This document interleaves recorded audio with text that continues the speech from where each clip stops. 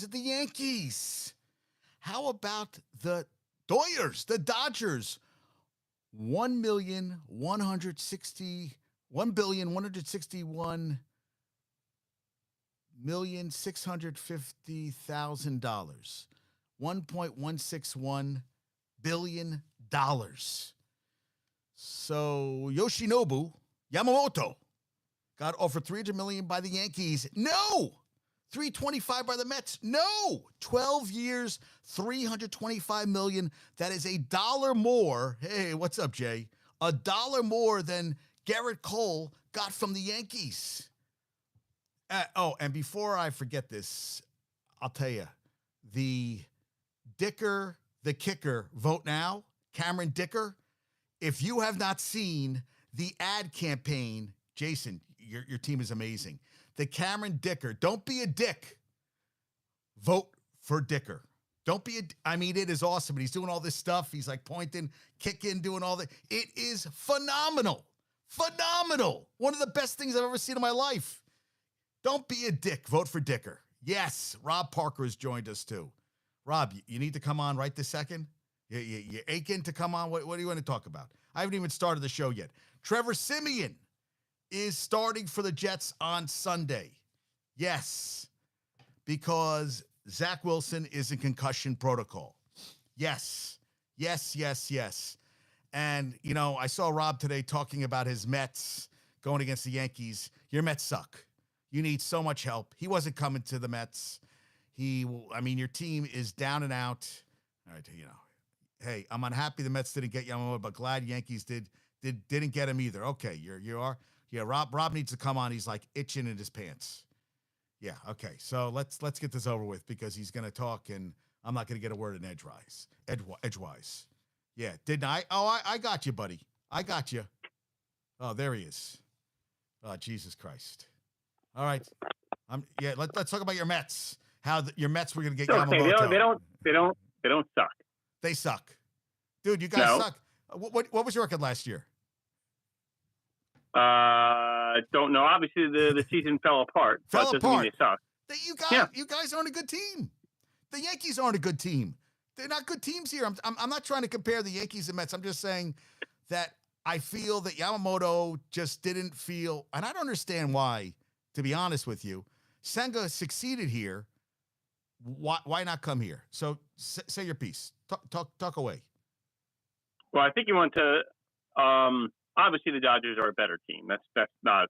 That's obvious. They're a better team than both the Mets and the Yankees.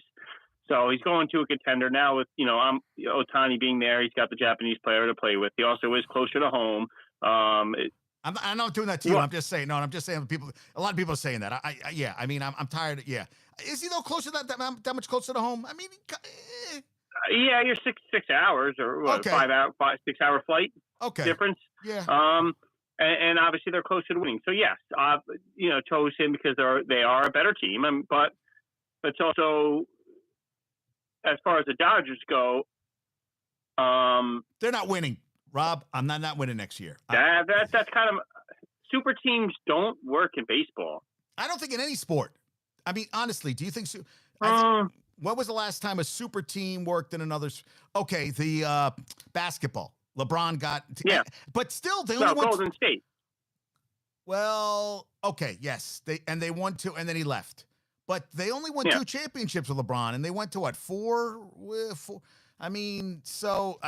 would think they would dominate. But baseball, I think, is a totally different beast. Yeah, baseball does it. We're going back and forth in the chat. Everyone said, "Oh, this is." This shows the Mets are they have to change the narrative of the team. Bullshit. Baseball builds the best way to build a sustained winner in baseball is through your minor league system. That is the way to build. Look at how many people have the Rays signed, and how often are the Rays in the playoffs? But I think that's true for all sports, Rob. I think you don't build for you. I saw you on the chat, and I totally agree with you. You don't build. You get a piece. But I totally think that all sports, you got to build. You can even add a star like Philadelphia with Bryce Harper. But there's also a number of people on that team that they brought up through their system. Totally it's not the Nationals won by. I mean, yes, they added Scherzer, but also they had, when they won, it was Juan Soto and Harper and Strasburg, and I mean not Harper, he had just left the year before, but it was Soto and Strasburg and a bunch of people from their system. That's how those Yankee dynasties were through most of their system. Right. They added some pieces around them, and then when they started signing big stars, they won one championship since when? 2009. Since 2001. Since 2009.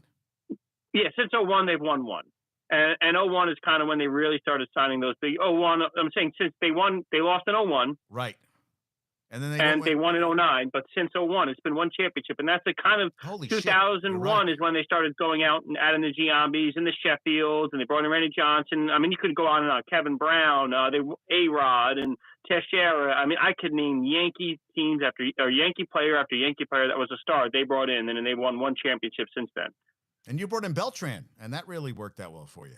Yeah, Beltran is a good one. We went out and got Delgado, and we've got Pedro Martinez and Tom Glavine, and and that Cespedes team. A lot of those players were not big stars. Cespedes, didn't Cespedes get hurt at his horse farm or something? Yeah, the time we went to the championship. But I mean, how many people did we bring up? That pitching staff that brought us to that World Series. We didn't win, but brought us there was all homegrown guys. Well, you know what I think of when I think of your Mets. Was it Isringhausen became the closer for you had a bunch of guys, Pulsifer? Isringhausen, Wilson, and Pulsifer were the big three, the Generation K, they called them. What if? Yep. That was a what if. That was a what if. That was a what if. Okay, so, wait, let's watch Bing. My friend Jay goes, can't compare basketball super teams to baseball. Let's watch Binghamton Mets this year. If they are good, then I'll be excited. The Rumble Ponies. Yeah, the Rumble Ponies have a lot. There's a lot of players there. The AA team that some of them are going to be AAA, and some may even make the Mets roster. You got Jet Williams as shortstop, who looks pretty good, who can transition to second base or possibly outfield. You got Acuna. You have Gilbert. You have forget the other outfielder they got in the trade this year. You also have Alex Ramirez. I think it's Alex Ramirez, a young player at outfield position. The Mets have a lot of good young hitters. You have Peralta, the catcher, who I think may be somebody they can trading away. But the Mets have young players, AA and up, that will be coming up in the next couple of years, and that's they're doing it the right way. So 72-90 now. Okay, I'll give you another game. 72-90. No. Come on, dude. You're not. Okay. Tell me this isn't a good. Tell me this isn't a good lineup. You have Nimmo starting out. Nimmo's a good leadoff player.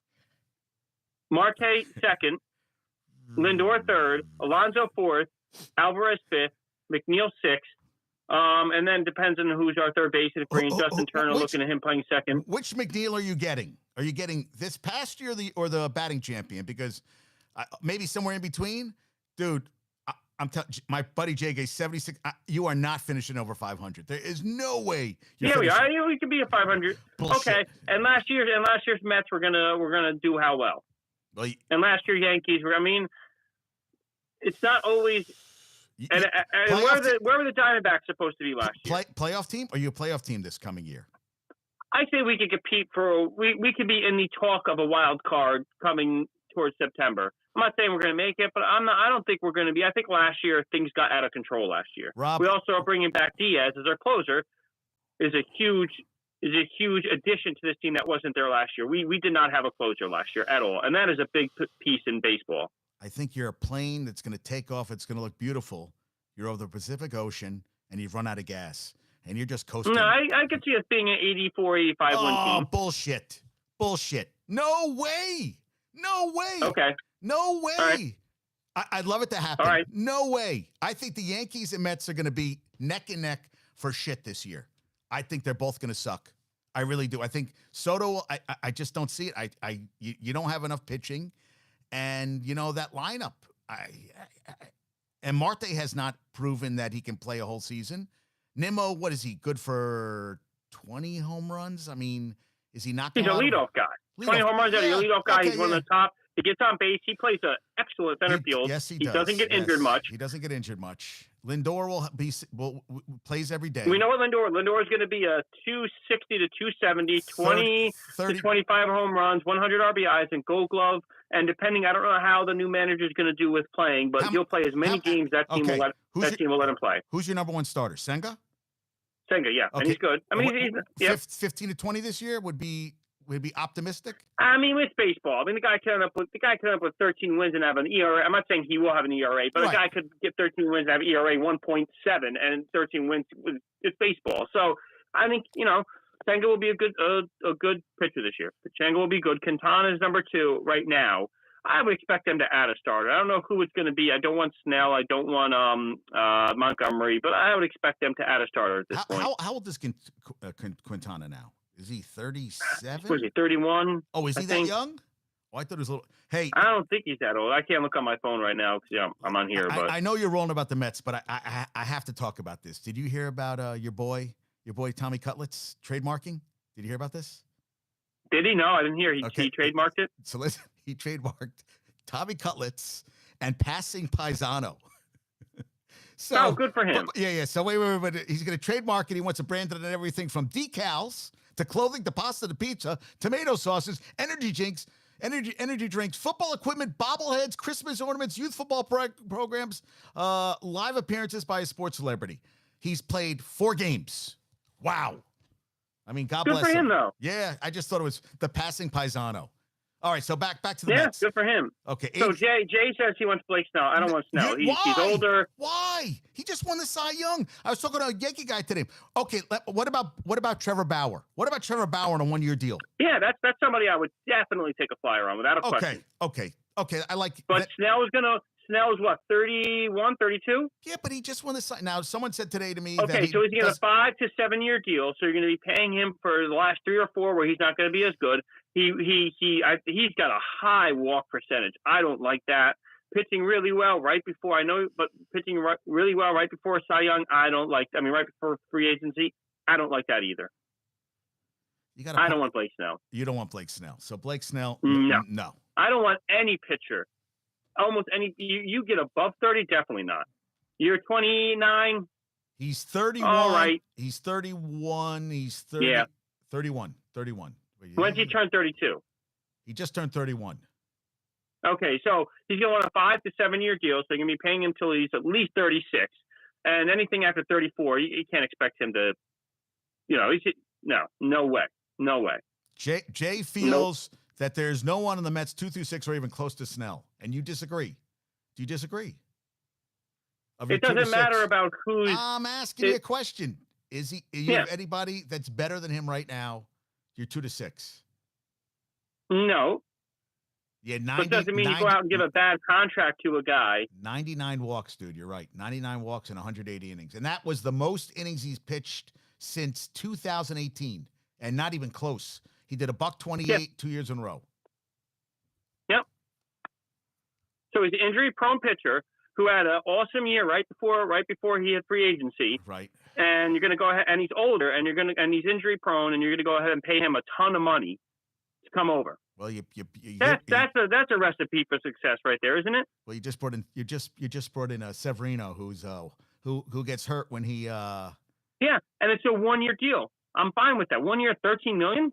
Dude, okay, the guy doesn't perform. See ya. Dude, Quintana's going to be 35 in January. 35, okay. And that's your number 2.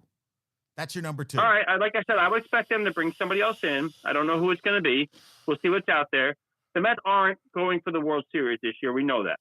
I just brought you down to 71 and 91 again. Yeah, I'm going to take the win away. I don't see this team. Okay. Even with the offense, I'm nervous about your pitching staff. I really. Oh, but you have Diaz. Okay, Diaz is coming back. Okay, Diaz is coming. Free agency just essentially started. Let's see what this team is come spring training. Okay. I mean. Their teams can make. I know the Mets are talking about. obviously it's not the best contract, but with bringing in a pitcher along with Yelich, eating the Yelich contract in order to pick up either Burns or Peralta. Peralta would be a great get for the Mets. Yes. As a number 2 starter. Yes. He's like 2 more years, like $8 million a year, something like that. Right. He's but you could give up not a ton because you're eating the Yelich deal. Yelich is not great, but he's not like not hitting like Stanton. He's hitting, like 260, getting like 20 home runs. So it's not great, but you're essentially eating that deal in order to bring on a pitcher. Okay. There's different options out there besides your top of your line. And how many top line, how did Rodon work for the Yankees last year? He was fantastic. I love him. Yeah. I'll tell you, that mustache, I wanted to go hold him down and shave it off his goddamn face. And then he gave the and finger to the fans. And who's the Yankees' second best starter right now? Nestor Cortez, right? Dude, you're talking to the wrong guy. I'm not here defending the Yankees. I'm just talking. And the Yankees could very well contend for a playoff this year. I don't necessarily. No, they're not. They could. They're not. Yeah. They are not. Yep. They don't have any pitching. Yankees don't have any pitching. Mets don't have any pitching. And I know it's early, but the Yankees. Yeah. What did they add? They added a bat. You still got to get someone to get the outs. So I'm looking at Yelich's stats. Yelich went. Wow, you remember Yelich was a beast for a couple of years. Hey, listen, 1976 RBIs, 278. I would take him with the Mets right now. Let him DH. Yeah, if you and look at Peralta. Peralta's a good pitcher. Look at his contract. Because the Brewers, that contract kicks in after this year and runs through 2029 for Yelich. So is Anthony saying to me that Rodon is going to be better this year? Mark his words. That's what I want to know. Does that mean better this year? Well, I guess that's what he means. Yeah, he thinks he will. Yeah. Oh, so wait, you're asking me about who? What's it? Peralta? Wait, I thought Peralta. Yeah, I forget his first name. He's a Milwaukee Brewers pitcher. He's a starter. Okay, so he thinks that Rodon. Okay, Anthony, put down the bong, because until I see him pitch, and I need 7 quality starts in a row. Oh, Frankie Montas. Montas, yeah, Freddie. Yeah, Freddie. How about Freddie? Yeah, how about Freddie? Who was that guy that the Yankees got, then went to the Twins, got into a car accident in his Porsche? Who was that? You remember that in the 2000? They paid him a lot of money. What, they gave him an $80 million deal? Remember, the Yankees always get these dipshits that turn out to be total, like... You're good with names. You mean they signed him from the Marlins? You're not talking about Wandy Peralta, are you? Pavano? You mean Pavano? Yeah, Pavano. Oh, yeah, Carl Pavano. Yep. Yeah. And how about Sonny Gray? Was it Sonny Gray, right? That's the other. And then Sonny Gray went and played better. Wait, are you sure it's Peralta with the Brewers? He's a starter pitcher. I think his last name is Peralta. No, because there's Wandy Peralta, but I thought he was the Yankees. No, but I think there's another Peralta. I believe it is Peralta, and then the Brewers starting pitcher. I'm gonna look up Brewers pitching. Brewers pitching 2023.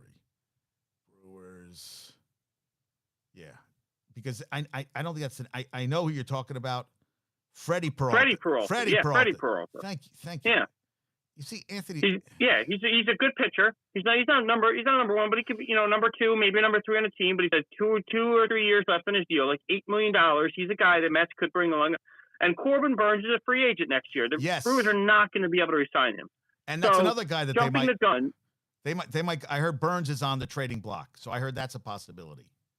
So jumping the gun, becoming desperate as a franchise to add somebody is just a recipe for disaster. The Mets, even if the Mets add a top of the rotation guy this year, they're probably not they're not contending for a World Series. So why are you going to go out, sign a guy who's a number 1 like a Snell, who, like we talked about, injury prone, had a best year right before free agency, older. To what? To then contend for a wild card this year and have that contract be horrible for years? Dude, Peralta's only 21? He's going to be 22? Are you kidding me? I thought oh, no, I'm sorry. He's 27. I was like, holy shit. He's 27. But 27 is fine. 27 is fine. Okay, 12 and 10. If you could, like I said, you eat because the Yelich contract is an albatross for Milwaukee. It kicks in after this year, runs through 2029. They can't afford that contract at his production. You offer some minor league players, some good prospects, and take Yelich, and then you get Peralta as what you're really getting, but you're eating the contract, and you bring him at 27, you sign him to a 5-year extension right away. At 27, that runs through 32, or a 6-year deal runs through 33. So you're not overpaying for production at the end of his contract. A deal like that. Not saying, but there are people out there you can get that are like him that are not Blake Snell. If you do what the Yankees did and overpay for Rodon, who last year, the guy was injury prone. The guy was coming off a good year, free agency. I mean, everything we're talking about with Snell right now, right? My buddy Bumbles, a Met fan, said that he is going to bomb out of New York, and he did. He goes, like you said. But, I think Snell's out there. I think the Yankees are going to go after Snell. And Jay thinks you should watch the Cyclones and the Rumble Ponies. Yeah. Well, all the people the Mets got in the trade last year for Scherzer and Verlander, they stuck at the AA team. They had some other people come up to AA, and that team, I think, won the championship for AA. I know they were in the championship series. I think they won it. They've got a bunch of good young players there.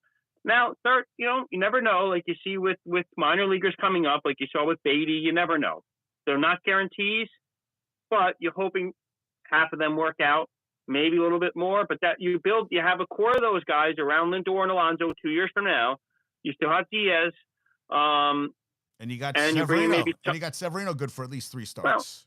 Well, we got Senga. We'll have Senga. We'll see what else we have.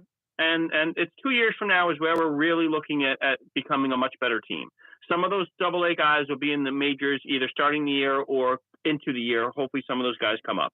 And we'll see what our other young guys that are with the team right now end up doing. Hopefully they improve. You hope you develop your guys. And here's the whole thing. Bubbles. Yeah, Beatty and Vientos are not the real deal in my opinion. He's not a big fan of Vientos or Beatty. We'll see. Yeah, I mean, they're not saying they're going to be all-stars, but if those guys can be, not every position is going to be an all-star player, but if they can be guys who can hit you 270, 20 home runs, and 80 RBIs, you need guys like that in your team. You're not going to have 35 and 100 at every position. Dude, how many guys does a team have that it's 270 and 20 home runs and 80 RBIs? How many? Because I'm thinking about how many guys in the Mets even did that last year. Not too many. Who did that? Nimmo, Lindor, Alonso, Alvarez was not quite up there with the RBIs, but I believe he had 22 home runs and didn't even play the full season. So you had 3 guys on the team that were putting up those numbers, and 2 of them were, and Alonso was basically doubling those numbers. I mean, teams would kill for guys like that to do hit 270, 20 home runs, 70 RBIs. You'd be like, your team would be set. I mean, you hope. Yeah, I mean, Bumbles thinks that Cohen has to overspend to get top. They're not a desired organization for stars. And I don't understand why. I understand he has the money, but I think it has to, look, you got a manager now, Mendoza, who's never managed before. I don't think right, and you've been up and down. I see a lot of red flags with your organization. Even though you have an owner who's going to spend the money, are you happy? Aren't you a little bit uptight about? With the new manager, you feel good about him this season, Rob? Okay, what were the Texas Rangers before last year? Were they a desirable organization? Not particularly. Bruce Bochy. And he spent a shitload of money, and those guys didn't even play. I mean, he spent all the money on DeGrom. Yeah, but were they prior to last season? Were they everyone's like, oh man, everyone's going to go to the Rangers? No. How are the Diamondbacks viewed as an organization? Are they a desirable organization? No. Are the Rays a desirable organization? No. Are these teams? The Diamondbacks were in the World Series. The Rangers won the World Series. The Rays are in it every single year. Were the Blue Jays a desirable organization before a few years ago? No, they brought up minor leaguers, have some talent, and now people, Shohei Ohtani they were somebody who they were talking about. Okay, the Baltimore Orioles were they a desirable organization before last year? Absolutely not. They've been a dumpster fire for years, right? But they had the young Houston guys. Astros, before they brought up all that talent, they were a dumpster fire for a few years. They were bad. They traded everyone away and tanked it all out. So you think the Mets are going to – but you're also talking about your organization that has been – you haven't won since 86. You won in 2015. Okay, and the Rangers have never won it. The Diamondbacks have won one in the organization. The Rays have never won anything. And this idea that the Mets are a team that nobody's ever going to want to go to, they're not the Pittsburgh Pirates. I'm not saying they're great. I'm not saying they're the Los Angeles Dodgers, but they're not the Pittsburgh Pirates. They're not this team that everyone goes, oh God, we go. They're not the Wilpons anymore. The Mets are willing to spend. Yes. They do play in a city where if you do succeed, you can ask all the Yankee fans. If you win in New York, even if you're not even if you're not a World Series champ, if you're a good player, like David Wright is beloved by these fans, and he never won a World Series, and he's beloved in this organization and in this city. I'm not saying he's not. I'm just saying that, people aren't avoiding coming here because like, oh, it's the Mets, we're not going to go there. They may pick the Dodgers over us, but the Dodgers are an organization that's been in the National League Championship Series how many years in the last 10? They play on the West Coast. Yeah, one title too. Yeah, and they're already a contender. So yes, for Yamamoto and Ohtani, yes, but it's not like the Mets are a team that everyone's particularly staying away from intentionally. What do you think about JD Martinez? What do you think about JD Martinez? Yeah, I would bring in JD Martinez. I'd bring in Justin Turner. Justin Turner's a good player, and he's in talks with the Mets right now. If we offer JD Martinez, he's going to come here if we offer him a reasonable contract. Right.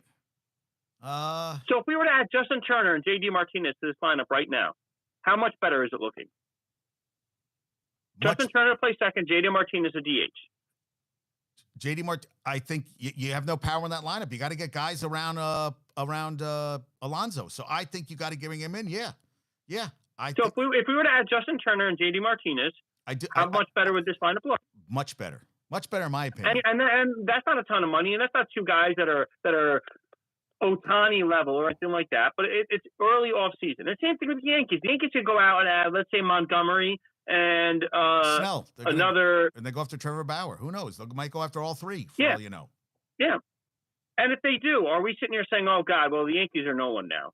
And let's no, I'm not one to say Judge is going to stay healthy, but it's not an impossibility. If Judge stays healthy and you have Soto, if Gleyber Torres puts up his average years, that team will be contending for a playoff position. Yeah.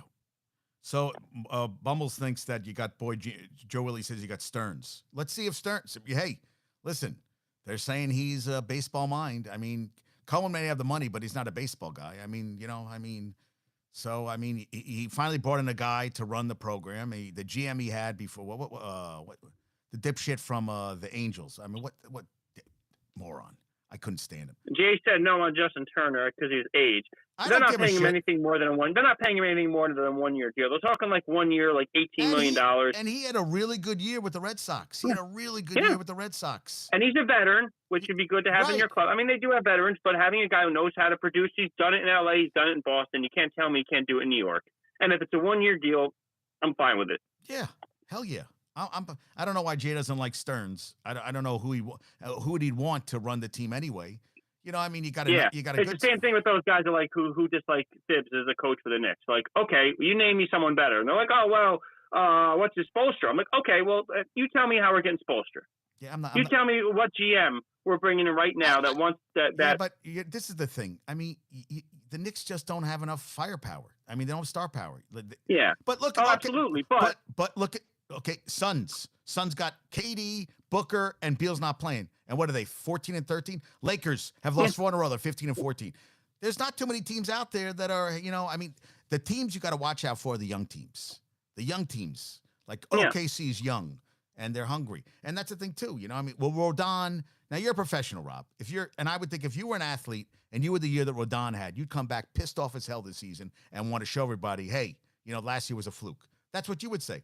I just don't know what the drive is in some of these guys. That's what I feel. Jay says Turner will fall off a cliff this year. I mean, once you said that about last year too. Yeah, I thought last year he was done. I thought he was done 2-3 years ago when he keeps. Listen, some guys just have that. They grind. They're grinders. Yeah, Edgar Martinez. How long did Edgar Martinez hit for? Yeah, forever.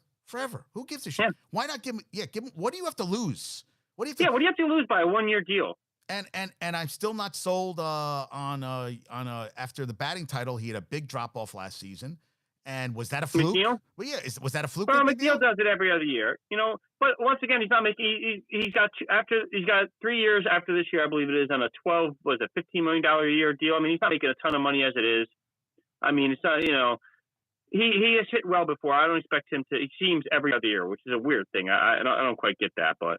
The thing about Turner, if you sign him to a 1 year deal, he doesn't perform, you can eat the contract and cut him. Or if he performs and you're not doing well, you could trade him at the deadline and get some minor league guy who has some upside. Now, I'm not saying a top of but you need guys in the minor league who can come up and fill in that aren't stars to be. I mean, your minor league system is full of guys like that you bring up, play a little bit when you get some injuries, and fill in for you. So Turner take a 1-year deal. It's like Severino. Like if he doesn't perform, see ya.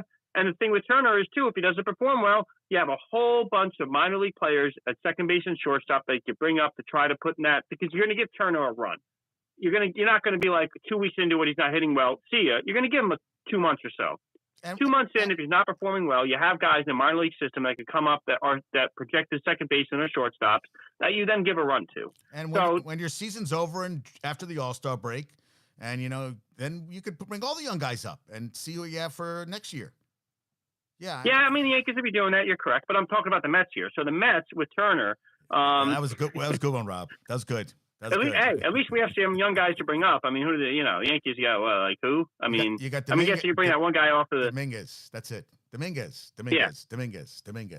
Listen, I'm not. Yeah. I mean, you could get blue in the face talking with the guys on Company Jace site, on the Twitter site, dude. The chat. I mean, you're like the only Met guy out there. They're all Yankee fans. And no, we have a bunch other, but not as vocal as you, as might I add. Yeah. I love to argue sports. So you get some of them ready to jump off the cliff after the Mets and get Yamamoto. Like, my gosh. Did you see who went to Yonkers Raceway last night? Did you see who went to Yonkers? No. Yokic was at Yonkers Raceway last night because they're playing really interesting. They're playing he's a huge horse. He loves horse races. He loves horses. He was at Yonkers last night. How freaking cool is that? Jokic is at Yonkers hanging out, watching the horses. I thought of you. I was like, you and I should have went to Yonkers Raceway last night. I should have met you, and you and I would have hung out with Jokic all night. Hey! Yeah. You and I would have had a blast. We were the only people in the room. I thought of you. I was like, hey, listen, I hope for your sake you guys have a good year. I really do. I really hope they have a good year. But I think both teams, and I know there's no pressure. Right. There's no pressure on them. None at all. None. No pressure. No. I mean, they're no expectations. Yep. I mean, I guess we're gonna see what happened. Did you now you went to bed. You didn't stay up to watch the game last night, did you? No, I didn't. So Puka Nacua, that kid out of BYU, he's on pace to break every rookie. He's 96 catches, 1,300 and change. He had a buck 40, I think, last night. I saw last night that Stafford completed, I think, 28 passes to four wideouts, all the catches. I was like, holy shit. I mean, I'll tell you. I mean, I don't think they're a great team, but that kid Nacua can ball. I mean, good God. And that's what you're saying. And where was he picked? Was he like 5th round or something? Yeah, right? I mean, think about that. It goes to show you, right? People want the New York teams to tank. Don't tank. No. Try to win games. Right. If you evaluate talent well, you can find guys especially in the NFL. I mean, kind of in every. I mean, we were just talking about Jokic. Jokic went 2nd round in the NBA. You're talking about this upcoming. Yesterday, you were mentioning how this draft is not going to be good in the NBA. But I bet you're going to look back on it, and there's going to be some guy who's going to be late 1st round or maybe 2nd round. I mean, Kawhi Leonard was a 2nd rounder. Jokic was a 2nd rounder. Paul Pierce was about 13th. I mean, you're going to find guys who are not your number one, who have the drive to be good and get better and end up turning into a star. And you see that in NFL, that happens, I think, more than any other sport. But yeah, I mean, Nacua, I mean, the Rams traded away how many number 1 picks to win that Super Bowl, and they're still able to compete because they're drafting guys. Yeah, I mean, it's crazy. Yeah, he was the, let me see, 177th pick, Nacua. 96, 13-27, 5 touchdowns. I mean, Jesus, dude. I mean, that's a beast. Yeah, I'm sorry. I mean, wide receivers, I guess it's every position, but I mean, you hear about it all the time, wide receivers that. 9 for 164 last night. 9 for 164 last night. And Derek Carr, I am so happy the Jets passed on him, man. I'll tell you, he's like when you're down 35 in the 4th, all of a sudden he throws like for 400 yards in the 4th quarter when it doesn't matter. That's him. Yeah, it's Derek Carr. He's never been. He only had that one good year, and then he got hurt when the Raiders made the playoffs, and he was hurt for the 1st round, and then they lost. And other than that, he's never been anything. No, nothing. So nothing. Yeah, it's and New Orleans paid him how much money, and now he's their starter for how many years? And New Orleans is one of those teams that has some talent, but they're just not going to be.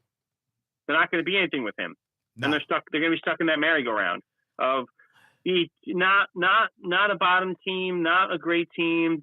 I mean, if they can draft well, as we said, they can. You can boost your team by drafting well, but they're going to need to replace him. He's never going to be a winner. That guy's never going to be a winner in this league. So no. Why you give how much did they give him, and how quickly can they get out of that contract? Because I think it's. You're right. It's not whatchamacallit. It's kind of. I think it's top heavy. and I think they can get out kind of quick. I'm going to look it up right now. I mean, if you want to stay competitive and they're going to draft somebody in the second, third round or something, try to develop them, I understand that. But if that's a contract you can't get out of soon, what are you doing? You're screwed. That's what I have to say. You're screwed. I'm going to the game tonight. I'm going to the Ranger game tonight. Yeah. Rangers Oilers. Oh man, did you see McKinnon last night? 4 goals and an assist for Avalanche. That's crazy. That is 4 goals in a goddamn game. I mean, that's like, and you saw the Pistons 25th in a row, and 4 starters for the Jazz didn't play, and they said what they say, second chance points, which is all hustle.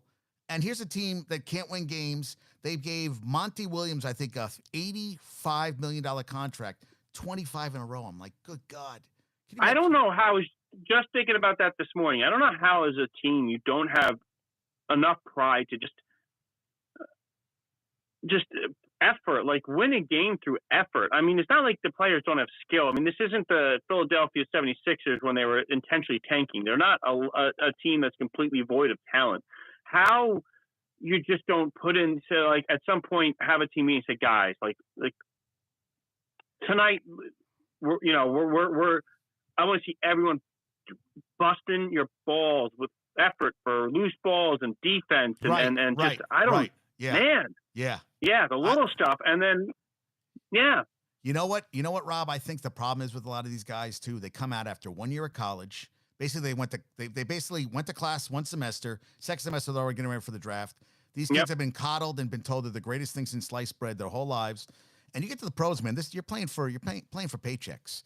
And I don't feel a lot of these guys have that drive. Do you agree with me? In a lot of these, you see a lot of these. Yeah, and I think college. We talked a couple of podcasts ago about that. The Tar Heels in the '90s with the Montross, and you had teams that played for 4 years, guys who played 4 years. So you had Dean Smith and Krzyzewski that taught them fundamentals of basketball. And now with the AAU system, it's more about the individual player. And then you get to college. And the NBA, you need fundamentals. You have to be, and yes, I'm not saying you have to be just a fundamental player, but you have to understand how to defend a pick and roll properly. And as they were talking about how I was listening to a Knicks podcast, and they're saying how quickly when he gets beat, in the NBA, when you get beat one-on-one, you have a guy slide over and pick up the person who beat you. You're, as the guy who originally got beat, are supposed to go find the defender. Whoever helped you find his defender. Right. I mean, his offensive player. Right. Stuff like that, rotations. You're not, if you're not getting much time in college, and then you're getting the NBA, and you're all young like Detroit, all these fundamentals that you haven't learned now really apply in the NBA. You're playing against pros that, play all the time. And practice all the time. They've been in the league for years, and good teams, they have the nuance of the game down. And when you don't have it, you're a bunch of young players, and like you said, you've got your head filled with you're the best, and you could just win off talent. Now things start rolling, and the way things can go well for you, playing confident, playing well, things start rolling forward, well backwards. Yeah, and things start going wrong. Right, and Ja Morant, they won their second game. They go, watch out for them. I'm gonna go. Do we all remember that this all is because of self-inflicted wounds? This is all self-inflicted. So they're all like, Ja Morant's back and he wants them to have fun again. Dude, this is all because of you. All this is happening while they sucked because of you. Now you're 8-19. You're acting like, are we supposed to forget that all this was caused by you? I mean, I was like, what the fuck is wrong with these idiots? Yeah. Well, I hope he turns it around. I hope he learned a lesson. I do too. Yeah. He is a hell of a talent, but yeah, so I was. What was I watching last night? Oh, I was watching. We watched that game. Then we watched. I wanted to put on the Syracuse. Syracuse fired their coach, and I know they brought a new coach. They lost 45-0 in a bowl game. I'm sorry. You can't get blown out of a bowl game by 45. You're both 6-6 teams. You can't get blown out. I mean, if I was a new coach, I'd be like Dion. When he comes in, I go, "You're all." I just clean house. I'm like, guys, you don't want to be here anymore. I'm like, I want guys that want to play here, that want to win. I think this is going to happen more often than not. That what Dion did is going to happen to a lot of schools. New coach is going to come in. He's going to be like, "You're gone. You're gone. You're gone. You're gone. You're gone." I mean, how do you get blown out 45-0 in a bowl game? I'm sorry, can't happen. I wouldn't. And then Mac Brown got pissed off because Dora, the coach, was calling. They beat NC State beat UNC in the rivalry game and called them pieces of shit, and he didn't like that. And I'm like, well, dude, you guys suck. You've lost the last couple of years to him. But he was all upset that he called his players piece of shit. He said it was the heat of the moment. He didn't know he had a mic on him. I'm like, you lost. Wow. Come on, dude. I mean, get a tissue, wipe your tears away, and move on. I'm just sorry, man. And that's another guy. Mac Brown makes a fortune at UNC, and that team sucks. Like you said, I mean, you take pride in your you take pride in your Mets. I mean, the college salaries are. I mean, and they're all guaranteed. I mean, who just got fired at Texas A&M, right? Jimbo Fisher got 77. Jimbo Fisher, he's getting paid for how long? You see how much he makes? Oh my God, $77 million. Oh, and the offensive coordinator for the Lions. Yes, you saw that. How much he wants? His agent said erroneous, which he had to say because no one's going to be. Are you kidding me? He's a first-year guy. He's asking for $50 million, but I don't know, man. And as you said, if he can get it, good for him. Right, I mean, it would put a him. lot of pressure on him, and that's kind of why I was happy the Mets didn't get Craig Counsell. I feel like a lot of these big deals don't necessarily work out with coaches and stuff. I think a few, I mean, if you bring a Spoelstra somewhere, I think that'll work well. But he also has a good GM. But let me ask you a question. I think Counsell they would ate him alive here. I don't think he's a New York guy. Yeah. That's what I felt for you guys. The pressure he would have had to win. I mean, hey man, and winning is so much. It happens in football. I mean, in every sport, winning is an organizational thing. It doesn't happen because of one coach. It doesn't happen because of one GM. It doesn't happen because of one player. Most of the time. I mean, obviously, LeBron in his prime of his career was going to make a team much better. Basketball is a little different, but generally in sports, it's the organizational effort and guys making smart decisions from players all the way up to the organization. It's not a one guy. Let me ask you a question. That's what I think the problem with the Mets has been all along is that your organization hasn't. You had Epler. You never really had. I mean, when you had. In the 80s, you had who was the guy? Who was the brains behind the team? Who was the older guy? That wasn't Cashin. Cashin? No. What was his name? So I forget. But he also didn't do that many serve. Like he thought Kevin Mitchell was the problem in the outfield, and he wasn't really. Doc was. Yeah, and they traded him away, and let Doc and Darryl run amok. I mean, Cashin. So Jason Cashin. Yeah. But this is the thing. I feel like that now you're getting back to you brought a guy like who was the guy you fired who was with the A's? Who was the guy who had the cancer? They kept bringing him back, and he was president. Then he left, and he came back. Who was the guy who used to be with the A's all those years? I'm blanking on his name. Manaea? No. And I wanted a Manaea to be a guy involved with it. Who was the guy who was with the A's all those years? Alderson, Sandy Alderson. So I thought. And I think now you're getting some stability, like you said, some stability. Yeah, thanks, Jay. Yeah, you're getting some stability, and that's going to help you guys in the future, which you get because like my buddy Bumble says, that's Cohen has the money, but he's a fan. He's not a baseball mind. And you got to bring in the right guy. That's why I think the Cowboys are going to suck forever because Jerry Jones, besides owning the team, thinks he's the GM and he thinks he's a football. He isn't, but he thinks he is. And that's why they're never going to win anything. Whereas I think you got to get guys around you. And the Yankees, I mean, Hal Steinbrenner and Cashman. Wait, is it who's is that right? How come I feel like I'm blanking on names today? It's Cashman, right? Yankees GM. Yeah, Brian Cashman. Yeah. And Cashman has been there so long that it's beyond. It's no GM is supposed to be around that long ever. And the Yankees are actually who is Cashman? Cashman hasn't. What minor league guys has Cashman brought up? Aaron Judge. Okay. Right. Gleyber Torres. Yeah, Gleyber Torres has been good. Yeah. Who else? Volpe. Would Volpe be him? Okay. Well, he's in. We don't know. If the guy every year does what he did last year, which I mean, you think he's going to get better, but he's an unknown. He may be good. He may not be. I'm not saying he's going to be bad. We don't know. He's an unknown right now. Gold Glove. But who else? He had a Gold Glove. Who Glove. else have you seen Cashman bring up for the minor league system? Oh, and What Alfonso Soriano was he minor league? He was a minor leaguer, right? They brought up. I'm pretty sure he was good. Yep.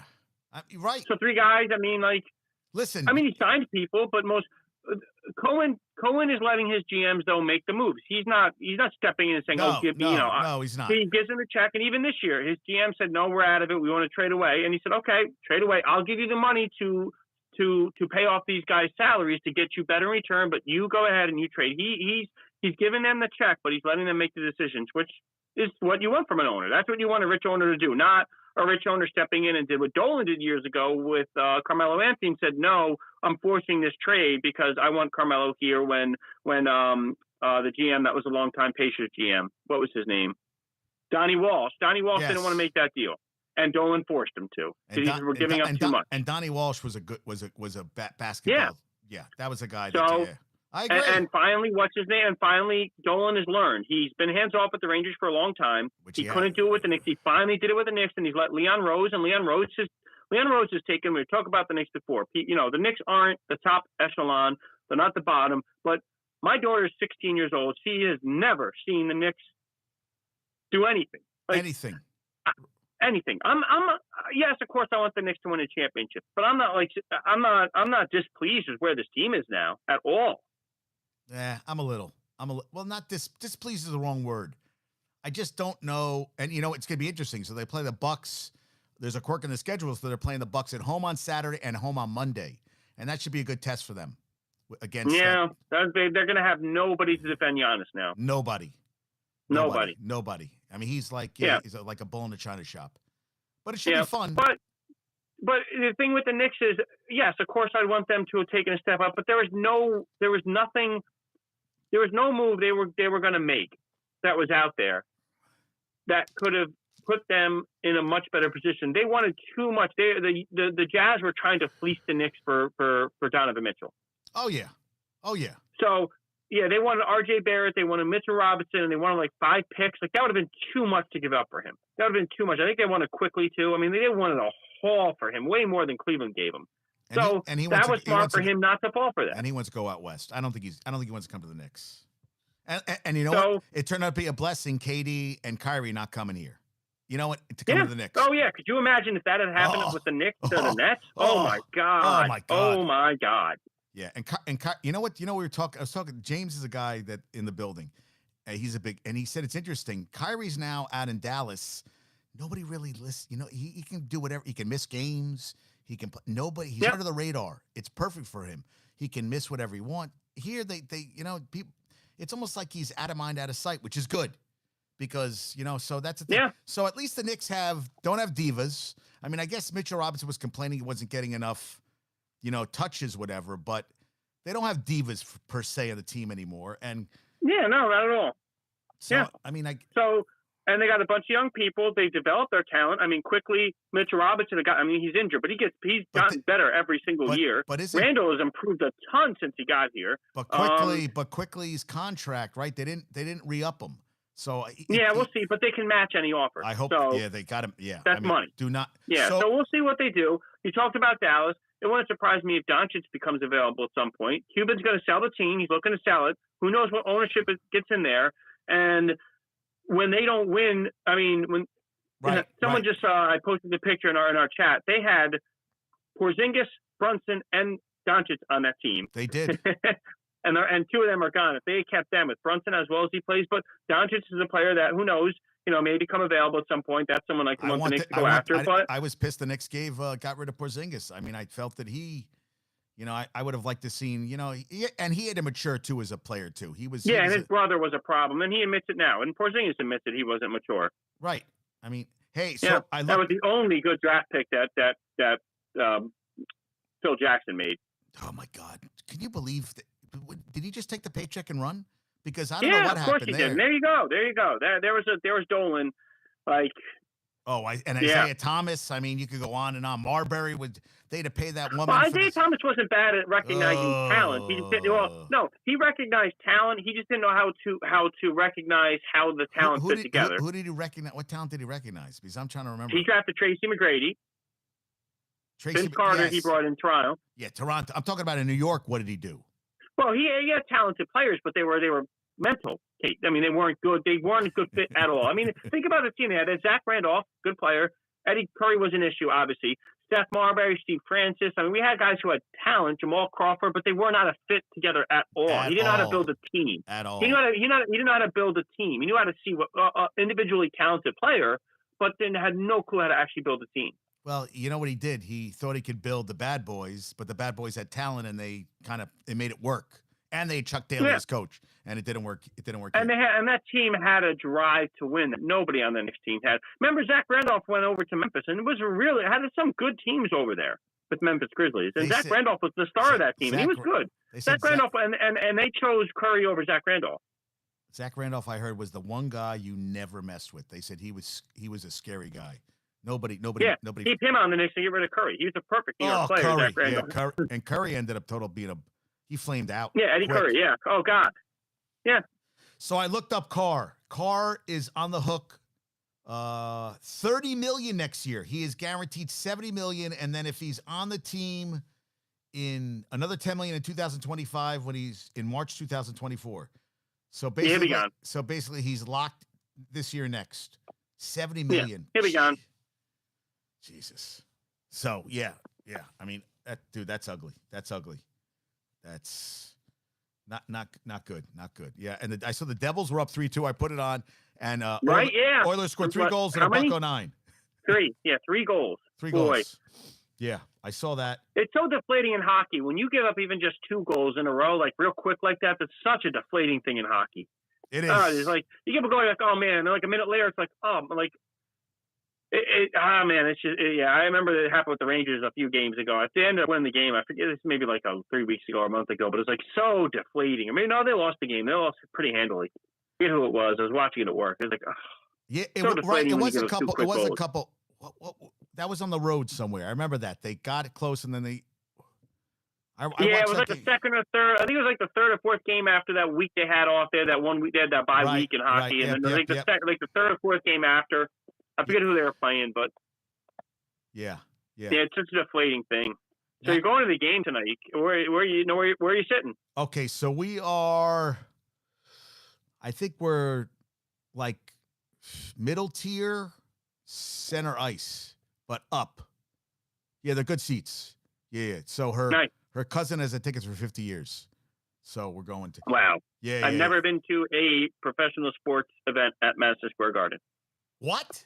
Never? Yeah, I've never seen a hockey game live, and I've only been to basketball games in New Jersey.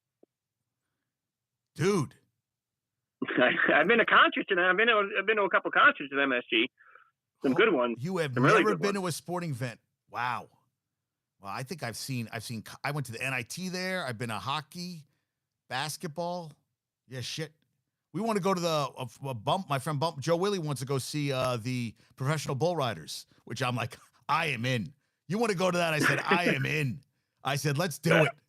So, you know what's interesting about the Rangers? Their 5-on-5 is probably one of the worst parts. They're a -2 goal differential on 5-on-5 this year, which is kind of interesting. Yeah, that does concern me a little bit because in the playoffs, right? You know, you're facing teams that are usually better against the power play, so it does concern me some. But they play well against good teams, man. They played well against the best teams they played well against this year. So that's one thing that's like Boston, Toronto. They beat them back to back. Yeah. Yep. Yeah. But even before that, I can't remember the other teams. I can't remember specific games, but in my recollection, they played well against the better teams, and that bodes well. And Shesterkin isn't playing like, I guess they're saying he's playing a little below, but that should all even. And they set a record for wins in the first 30 games, like 22-7-1. I mean, let's, you know. And he played well against Boston. He did. So he did. So I'm like, come on, take it down a notch. Everybody's getting all crazy. So So how long have you been watching hockey? Long time? Yeah, but not more. I'll be honest with you, not watching like I have been since I've been dating Michigan. Why? What do you ask me? Cuddle, Mary, Trash, Richter, Lundqvist, Shesterkin. Wait, ask again? Wait, Matt, you were doing this yesterday. What was it? So there's a different term, but my son's here. Yes, I understand. So cuddle, who you marry, who you trash. So marry obviously is your favorite. Cuddle's your middle. Trash is your least favorite. Good going. That's a good one. Cuddle, Richter, marry, or trash. Okay. Lundqvist, Shesterkin. who you're keeping, who you're like, and then who's the one that goes in the trash. Oh, marry, and trash. Wow, see, that's a tough one, man. You know what? Because I think Lundqvist might have been the best of the three, but didn't have the teams that Richter had. So I'd almost Richter won a cup, and to me, there's something about performing on the biggest stage. I mean, that Pavel Bure breakaway, I know it's only one play, but he still played well that series anyway. Yeah. And the Devil series he played well in too, leading up to it. But so I guess it's got to be there's something about I guess it's performing Cuddle, for a ring, Cuddle, for a trophy. Okay, wait. So Cuddle, Richter, marry Lundqvist, and trash Shesterkin because Shesterkin still hasn't. I would marry Richter. You would marry Cuddle. Oh, wait, I said it wrong. Okay, marry is forever. Okay, marry Richter, Cuddle Lundqvist, and trash Shesterkin. That's what I do. Yes, yes. Same with me. Same with me. And maybe this is the time where you're gonna marry Shesterkin this year. That's the thing too. It's really hard. I mean, Richter. He's 94. I mean, that team was unbelievable. Yeah, and when he had to make and he was a hell of a goalie. And, he was not like he was a one. And he played 14 years with the Rangers. He was a good goalie. And Lundqvist went to played in two finals, right? Two, am I right? Or one? Did they only get to one with Lundqvist, where they lost to the Kings? One. That was it. Yeah, Kings. That's it. Kings. Yeah. And the Kings had that run. That was when the Kings had the run. That's a good one. Yep. Yeah. Yeah. All right. Marry, Cuddle, and trash. Yeah. And I was thinking, like, okay, so what happens if, let's say, Shesterkin keeps playing where he is now and Quick keeps playing really well come playoff time? What are they doing? Because now you have a full season of this level of play from Quick and this level of play from Shesterkin. And has Quick lost yet since he was brought up? I don't think so. Yeah, I don't think he's lost. But let's say this continues at this pace. Obviously, he's not going to win every game. I mean, Quick's not going to go undefeated. But let's just say he continues to play really, really well, and Shesterkin has an off season. And you're the number one seed or you're the number two seed going to the playoffs, and you've seen Quick just being unreal the whole year. What do you do? Because Shesterkin's your guy. But, boy, I mean, if Quick is just really kind of looking like his old self and playing as Quick is 11 games played. This is kind of fuzzy. Let me see. He is. Let me see. I'm looking up his stats right now. He's holy crap. Yeah. Jay said what it's called. Jay put in the chat what CMT really is, but I can't. I got my 8-year-old son here, Jay. So Jay, we got an 8-year-old. We all know Jay. Thank you, Jay. Yeah. He's 9-0 and 9-0-0. 2. 9-0-0. Oh, 9-0-0. Yeah. 9-0-0. OT 1-0. OT's at a loss then? That confused the hell out of me, the OT loss. But great point. That if he's hot, who do you play? I think you go with the hot goalie, especially in the playoffs. Yeah. It's good to have that problem. Is right? Would you say that's a good problem? Yeah. Remember the Knicks? The Rangers had who's the goalie they traded to Colorado? Who was yes. Yeah. Now, is he still on Colorado? I believe so. I mean, I'm not. I don't follow the rest of football. Yes, I follow basketball a little bit more. Like hockey's just right below basketball for me, and it gets to become too. I only have so much time. In working kids, hockey is a sport that kind of takes a back seat. Gorgiev. Think about it. They had Gorgiev and Shesterkin coming up at the same time, coming off of having Lundqvist. Right. Yeah, we're talking about that. And they had, I mean, there was some time between Richter and him, but not a ridiculously long time. The Rangers have a pretty good run of goalies. Right. But Gorgiev I think Quick is playing a lot better than Gorgiev. I didn't trust Gorgiev. Yeah. I didn't trust Gorgie. I did not. Yeah, Josh was like Cam Talbot. I'm like, no, we're talking about. He got confused. I'm like, we're talking about old. Yeah, I mean that's listen, it's a problem you'd love to have. It's always it's always like the backup goalie's like the backup quarterback. You love him, because you love the guy. Put him in, and then you put him in. You're like, I don't know, like I mean, and listen, Giants huge test. I want to see what I think they have to play better than they played this past week, and I mean, the Eagles could score 70. I mean, they really could. I mean, they're gonna make it's gonna be ugly. It may only be 35-3. But it'll be worse than that. Listen, it's going to be ugly. They're going to run us out of the field in the first quarter. I think by the end of the first quarter, you're looking at least 14-0, if not 21. Oof. So you don't have any faith. It's going to be ugly. You don't have any faith. No. I mean, no faith. I mean, they're catching them at the wrong time too. They're coming off three losses. How many in a row? Who? Three? Who? Right? Who's Two. three? Eagles Yes, lost to the yes. yeah. Niners, 3 in a row. Cowboys, and Niners, Cowboys, Seahawks. 3 in a row. Yeah, 3 in a that's row. right. So 3 in a row. They're coming off 3 straight losses. They have to get it right. I mean, they have to. And who like? Well, you could have Zach Wilson as your starting for you for the Giants. Well, but Trevor Siemian should be great. I think I'm going into my crystal ball. Trevor Siemian 9 for 42 for 35 yards. Could you imagine? Now it's the Redskins who are the 32 ranked defense. Could you imagine Trevor Siemian comes out and goes 21 of 34 for 280 yards, 3 touchdowns, and an interception? Could you imagine? Yes. I could imagine. Yes, that would be. Boy, that would be such a and then he'll get the AFC player of the week again. No, we'll see what happens.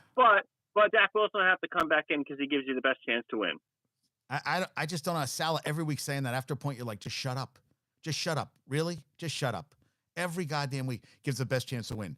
And so it's a 32nd ranked offense versus the 32nd ranked defense. So something has to give, right? Yeah. I can't wait for this Niners Ravens game. I know, and I'm going to be in the freaking car. We're coming back. I go to Connecticut to see for Christmas, and we're leaving at night.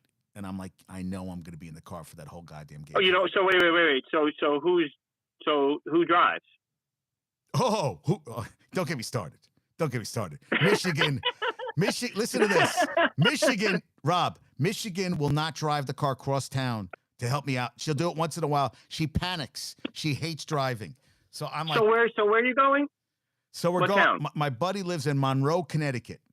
Do you know where that is? I know Monroe. Okay, I know Monroe. I worked in Monroe for a little bit. So he's from Monroe. He moved from Cali. Yeah, to Monroe. There's no train into Monroe.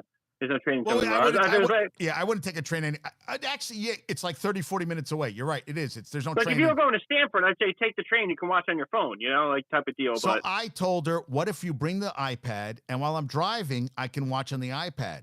And she thinks I'm joking. I was like, bring the fucking iPad so I can watch the game while I'm driving. Or you drive. And she won't drive. So I'm like, you can listen to it at least. Yeah, so I'm going to, I'll listen. I'm serious. Yeah. But what do you think? You think the Ravens got a chance in hell? What do you think? Honestly. Do they have a chance? I don't think they're going to blow out, but 49ers, 49ers are going to win. Yeah.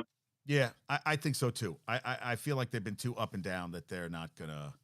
Yeah, I just don't see them. Yeah, and the 49ers, I know the Ravens defense is good, but I think the 49ers offense is too good. Yeah. Oh, and I saw some Tua without Tyreek Hill.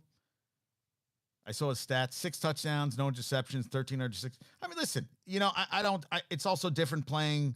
I don't think it's all Tyreek Hill or nothing with that team, but I think no, they have good. They have a good run game. They have Waddle, who's good. I mean, that team is not. I mean, they run the ball really well. I mean, they run the ball between Achane and Mostert. They run really well. Yes. So Yes. Yep. And that's how. And you need to. I mean, that's how you still need to run to win the game. That's how the Kansas City Chiefs took over won in the second half against the Eagles last year in the Super Bowl. They ran the ball. Right. If you can run the ball effectively, especially if you have receivers like that, boy, if you can run the ball effectively and teams start having to commit a safety or linebackers are then biting on the play action because they're running well, and you have Tyreek Hill then and Waddle, you're going to kill them. So, I'm not. As a Giants fan, I'd love to have Waddle, and he's their second. Oh, my God, would I love to have Waddle. But would love to. What is it? Yeah, he loves Gary Sandusky. Yeah, Sirius does. Sirius has the local broadcast, which is good. So, you made me think about wide receiver. Did you see this? Did you see this yesterday? The number 1 JUCO wide receiver signed with Ole Miss. Guess what he pulled up to his signing day with? What kind of car you think he pulled up with? What kind of car you think he pulled up with? A Mercedes-Benz. Lamborghini. Thank you, Morning Blitz. Lamborghini. What? Lamborghini. Now, who knows if it was leased or whatever, but the money these kids are making. I mean, Ole Miss wanted them.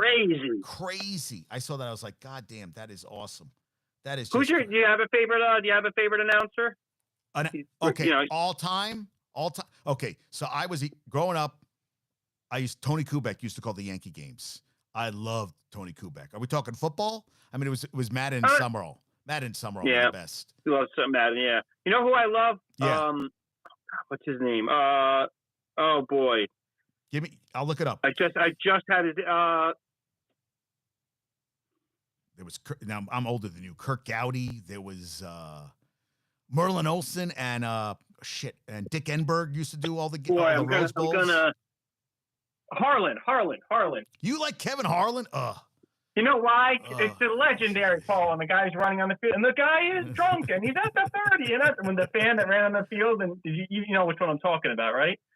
No, I gotta look. It's during a Monday Night Football game. I think it was Cardinals, and the guy, a fan runs on the field, and he's like, and the guy's, and they're trying to, he's calling it like it's an NFL game. He's like, and the guy is drunk, and he's at the 30, and he jukes the security guard, and it's beautiful. But yeah, I like Harlan Newton. He's not my favorite, but I like him. But yeah.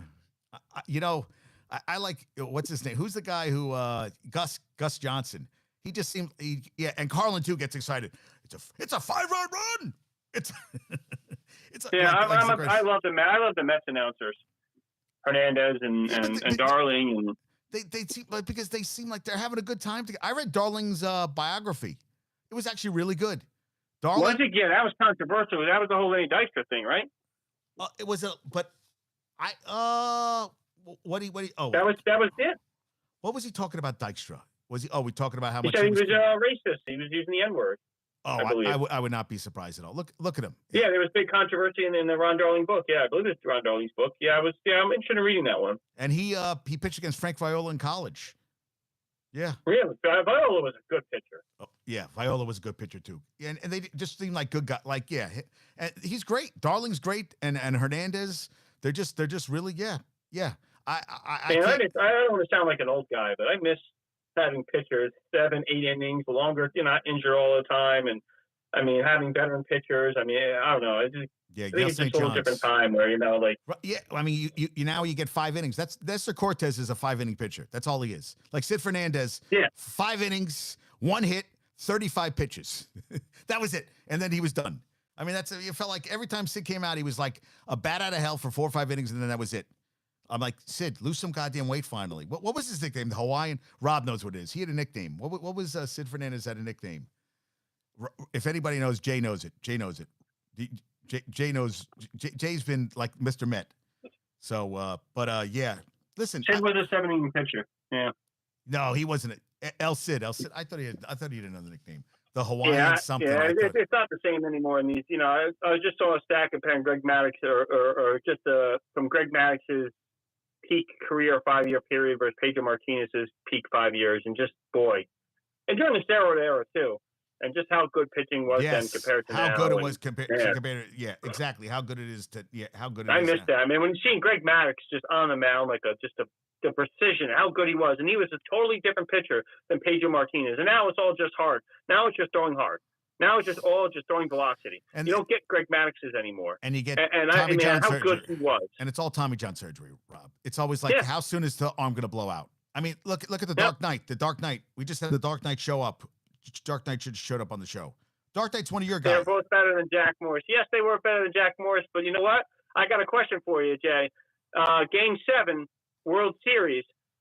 To win it all, you got Greg Maddux or Jack Morris out there on the mound. Who do you trust? Maddox. Jack Morris every single what? Greg Maddux or Jack Morris for Game 7 of a World Series. Or Maddux? You wouldn't take Maddux? Yeah. Oh, I take Maddux. Maddux historically in the playoffs, Maddux is not that good. You got a point there. And Jay said it, Jack Morris. And Jay, I listened to you on the podcast. You did an awesome job. I loved having seen you when you were on, man. I think there's something that counts. As I talked with JD, or something that counts with postseason performance. I think there's something with the Hall of Fame that's got to take into account something. I think it does. Yeah, I take Jack Morris all the time. And Andy Pettitte was really good in big games too, man. He was. Andy Pettitte. I don't think he's quite Hall of Fame, but. John Smoltz was the guy against Jack Morris in Atlanta in Minnesota. Yeah, they both went 10 innings, right? Did they both go 10 innings, John Smoltz? Or 9 innings at least. At least 9. At least 9. Which, I mean, today. Yeah. Another. Here's a guy. Here's someone who I want to not the regular season numbers. Oh God, what was his? He was a starter for the San Francisco Giants that won all those World Series. Dominant in big games. The little guy. Are you talking about the? Yep. No. We're talking about he was on the Diamondbacks and he panned out. He flamed out. Yeah. The guy when they won the 3 titles, he was there. There. I see his face. Yeah, his all-time his postseason numbers are absolutely ridiculous. Yes. He beat the Mets. He beat the Mets in the wild card game in was it 16, I believe it was. So Greg Maddux in the postseason, 11-14 with a 4.40 ERA. 4.40. Oh wait, no. I'm sorry. That's not his ERA. Is that his ERA? Winning percentage was 440. I'm trying to find his ERA. This is StatMuse. 11-14 in 35 starts. 0-2 in 2001. 1-2. Yeah, shit, man. Yeah, who was that pitcher? He pitched against the Mets in 2006. Yeah, Jay, who was the pitcher for the Giants? And not the short lefty. I know or the short guy you're talking about. I know who you were. He's such an L. You were thinking Lincecum at first, but it's not Lincecum. It's not Lincecum. It's Giants. Yeah. World Series. God damn it. World Series.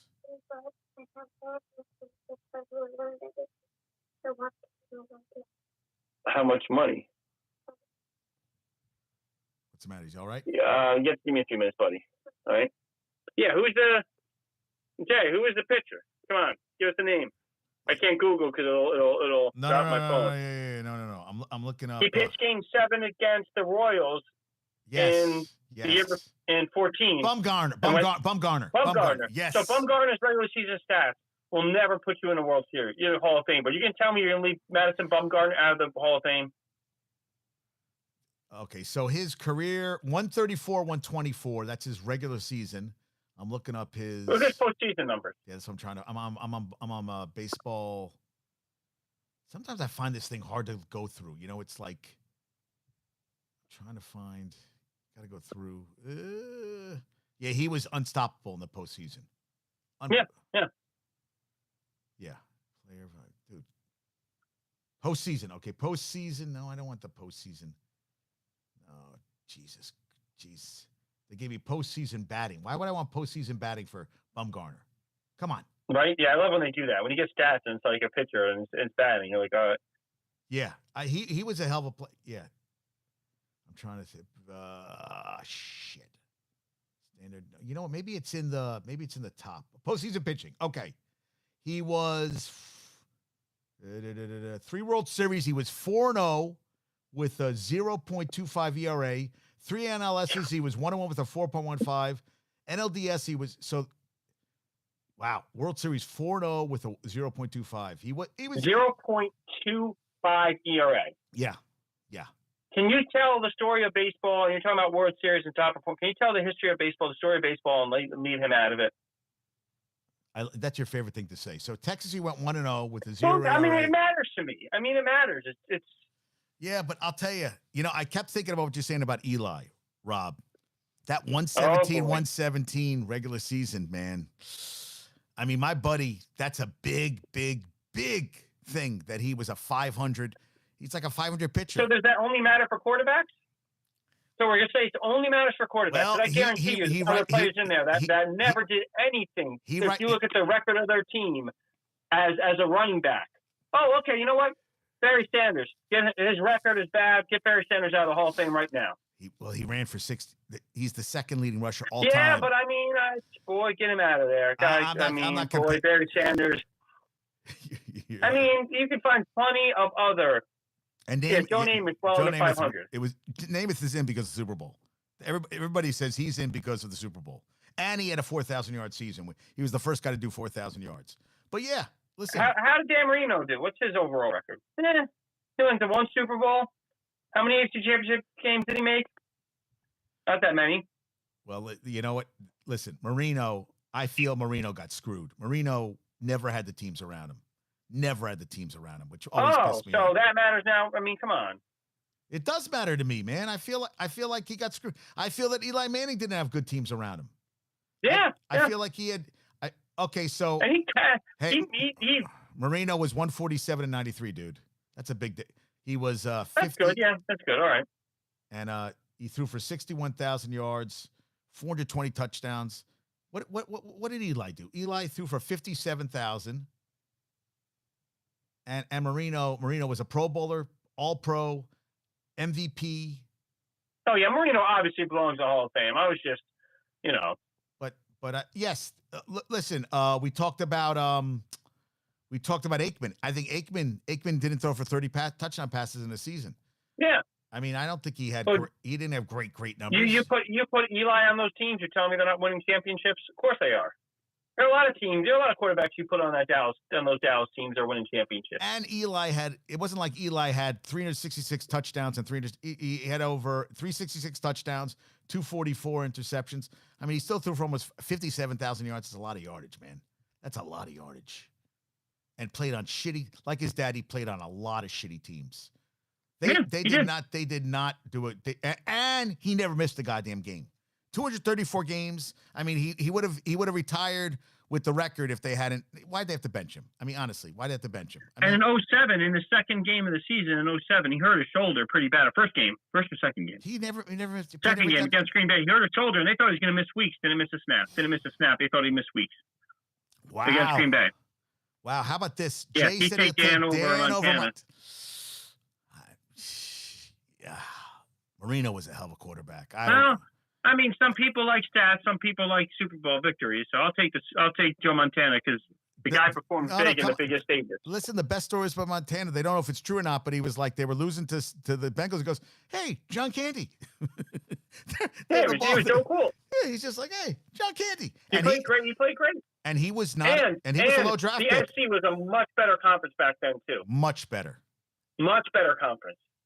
I mean, think of the defenses he faced. The Bears and the Giants defenses, and the Eagles in the NFC. Then, I mean, that's a much better conference, the NFC during the '80s. Oh, they won every goddamn Super Bowl. There was a time where every year was a blowout. There was no good Super Bowls. Every year, you go through every year, every Super Bowl they won. I mean, 55-10. You can't win. You win the Super Bowls 55-10.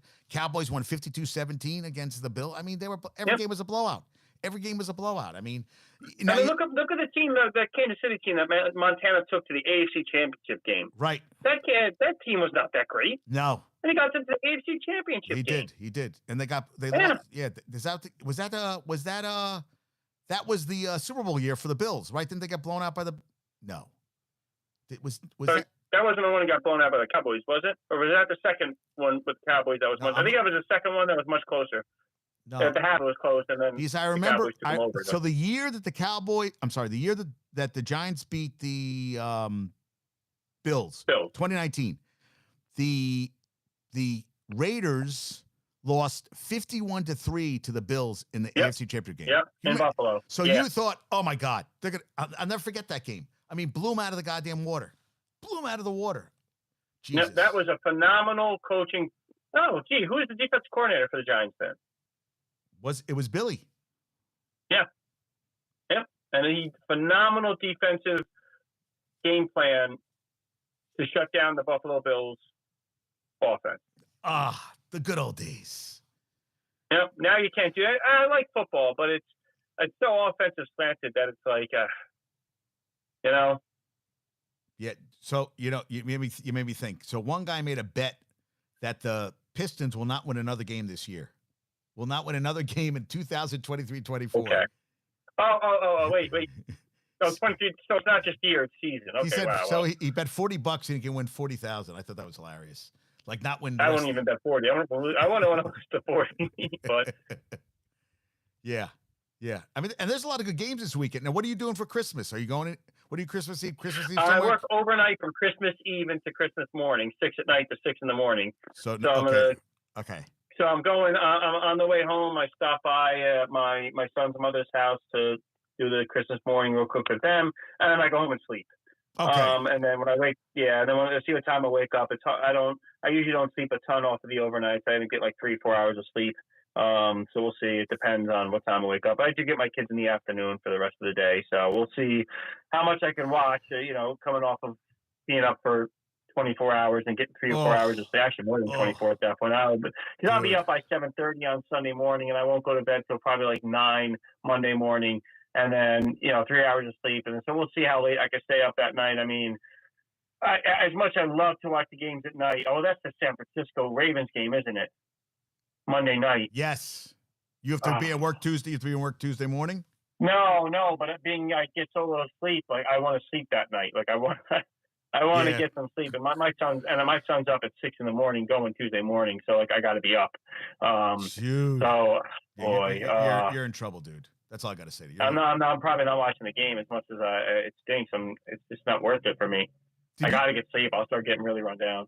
Did you hear what A.J. Brown said about the Monday night games? He says it doesn't give him enough time to recover. And, like, yeah, good luck. Good luck. We're going to get rid of Monday night games. They're not going to get rid of anything. But I hear what he's saying, I was like, yeah, okay. Yeah, I mean, I agree with, I can't believe, what? What were we going to say? Well, the Thursday game. So this is something, and they're not going to do it now because they start the Thursday games off at the beginning of the year. But I always wondered, why wouldn't they do it start week 6, whenever they start the bye week? That's when you start. The next week is when they should give Monday night games, and the team coming off or Thursday night games. The team coming off the bye gets a Thursday night game. Both teams. Okay, so that means 2 teams come off a bye, play your Thursday the next week. That way they have a full week and a half, and then another week and a half essentially before the next game. But then other teams are going to say you're giving them a competitive advantage, maybe. But I agree. Both teams, though. Both teams. I agree. And then the players can't complain. The NFL still gives out Thursday night games. Now, they missed the first few weeks of the season, but still, you're getting better Thursday night games. You can even make it where it's like you schedule it to where it's like one of the better games of the week, a 49ers Ravens, something like that. And that way you get a good game. You get 2 good teams, competitive teams. They're coming off a week and a half. They get another week and a half off. So it's kind of almost like another mini bye in a way with one game in such a long span. Why wouldn't they do that? Then you don't have to worry about player safety. So I don't know how they do that with the schedule. I think they can. I just don't think they can do that. They can figure it out. They could easily figure it out. They're not getting rid of it. I don't know how a guy plays a game on a Sunday and plays again on Thursday. Yeah, it's just not enough revenue, and I agree they won't. But see, this is my problem. They could still get when they added the games. They could have done it this way, so they would have added revenue, but not been so much that it ends up being bad football games and the players hated. So they could have done it in between, given something the players like. It's added revenue for them because extra games. It's a good game. So, honestly, if I miss a Thursday night game, I don't care because most of them are crappy anyway. If it was a good game, I might stay up for it, even if I have work. But now, if I have work, I'm not watching. It's crappy. It's always crappy games because the teams are on 4 days off. Like, come on. Yeah. So if they just went for the money, but not for every little money grab, they could then have that balance. But they're just so greedy. My cousin. Yeah, JD, I got to get going. So. Oh, you're leaving me? Yeah. All right. These things called kids. I don't know. Kids need these things like food and all this other stuff. Stay here for 1 second, Beats. Let me do. Your tight end question. I got no answer on that one. Okay. That's okay. That's okay. But I kind of want you to try to do this. I got a good trivia question for today. I might, I got other stuff I could talk about, but I think I'm gonna wrap it up. Okay. So last show I said who had the most yards. Yes, Jay, he is greedy. The most yards in a game by a tight end in Giants history. It is Joe Smith. Bob Schnelker. Of course. Good old Bob. Uncle Bob. Against the Browns on December 18th, 1960 at 180 yards. The second highest was... Jay, so wait, did you say December 18th? 1960. I remember that game like it was yesterday. The Giants scored that touchdown on that runner pass, right? And it was what a game it was. I lost my virginity that day. I watched it with my dad. It was awesome. I lost my virginity that day to my high school guidance counselor. It was a good day for me. But today's. I would if anyone ever got that. I mean, I'm sure there are people who do. Yes. And I forgot to say, Becky Hammond was saying that. That's what tight ends weighed, 160 pounds, Jason. 160 pounds. But Anthony had said to me, or was it Aaron? I think it was Aaron, said Isaiah Thomas. You know how Becky Hammond said that no small guy wins? Yeah. Yep. Isaiah Thomas was a small guy. He won. I texted that to you. You texted that to me? That was you? Yeah. Yep. Oh, sorry about that, Rob. I'm sorry. I apologize. No, it's okay. But it's the first name I thought of was Isaiah Thomas. Okay. I think you can, but you need a big guy. You're telling me if you brought in Embiid and had Brunson and I guess then Brunson wouldn't be your 1A. So I guess the point of that. But here's today's trivia question. Yeah. What player had the most career receiving yards and touchdowns and never made a Pro Bowl? There's one NFL player who had the most career receiving yards and receiving touchdowns, but never made one Pro Bowl. I was reading something yesterday, and I find this. I'm like, holy shit! I got to go one for Rob today. I was going through some stuff. Yeah, no, I'm probably not going to get it, but I'm going to want some time. Never made a Pro Bowl. Never made a Pro Bowl, but had a career. He was the guy with the most career receiving yards and touchdowns. So he had a hell of a career. And I looked up his stats. He had played a long time, had a bunch of 1,000-yard seasons, was actually his rookie year, he made the all-rookie team. He had 1,000 yards receiving his rookie year, and he never made a Pro Bowl. That's a good, you know what, Jay, that's a good one. Isaac Bruce, that's a good one. But this guy definitely, I don't want to give away, okay, let me think. Okay.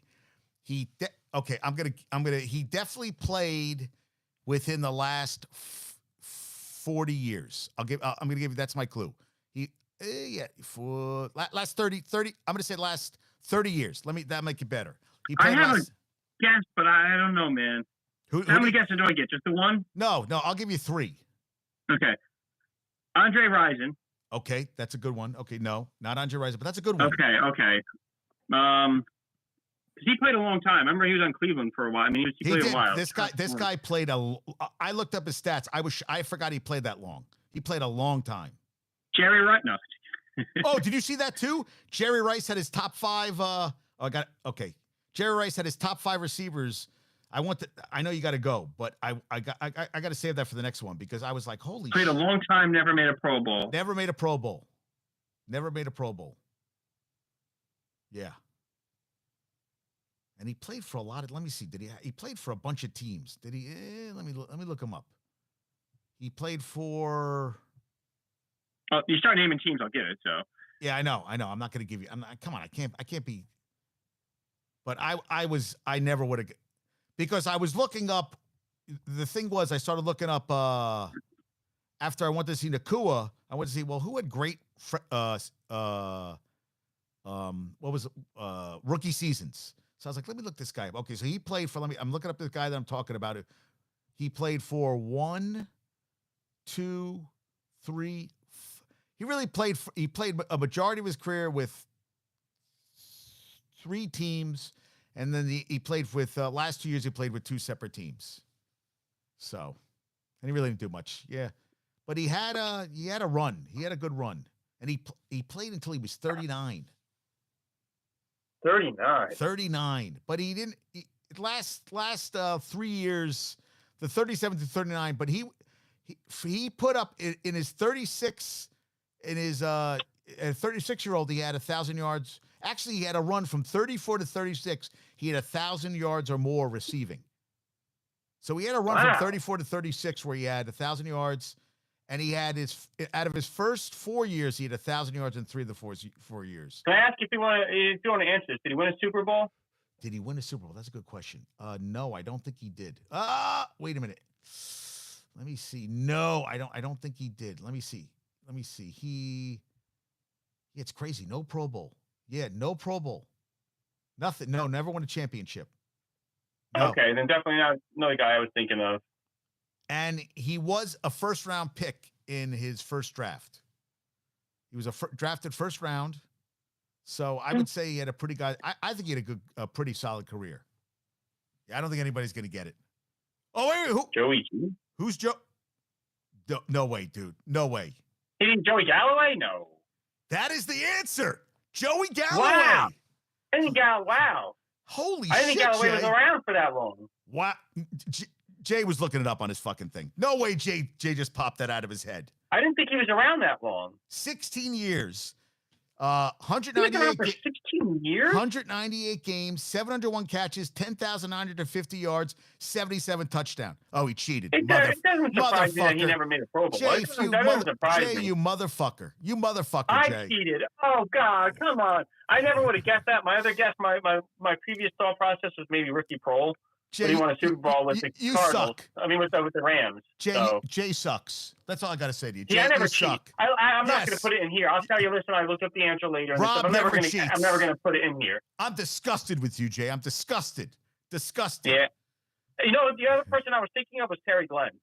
That you know what? That's a and Terry. That is a good answer. But He might have been a Pro Bowl though in his first few years, but he was someone who I was thinking of was Terry Glenn. But He was around with the Cowboys. He was really good with the Patriots, but I don't know if he made a Pro Bowl. But he was someone I was thinking of. And dead at 43. You know he died. Oh wait, he died at 43. 43. Yeah, and wow. And that's what. And do you remember what Parcells called him? She's good too. Yeah, she's good too. Parcells. Yeah. Parcells. Yeah, I'm looking up Terry Glenn right now. Okay, so Terry Glenn played 137 games, 593.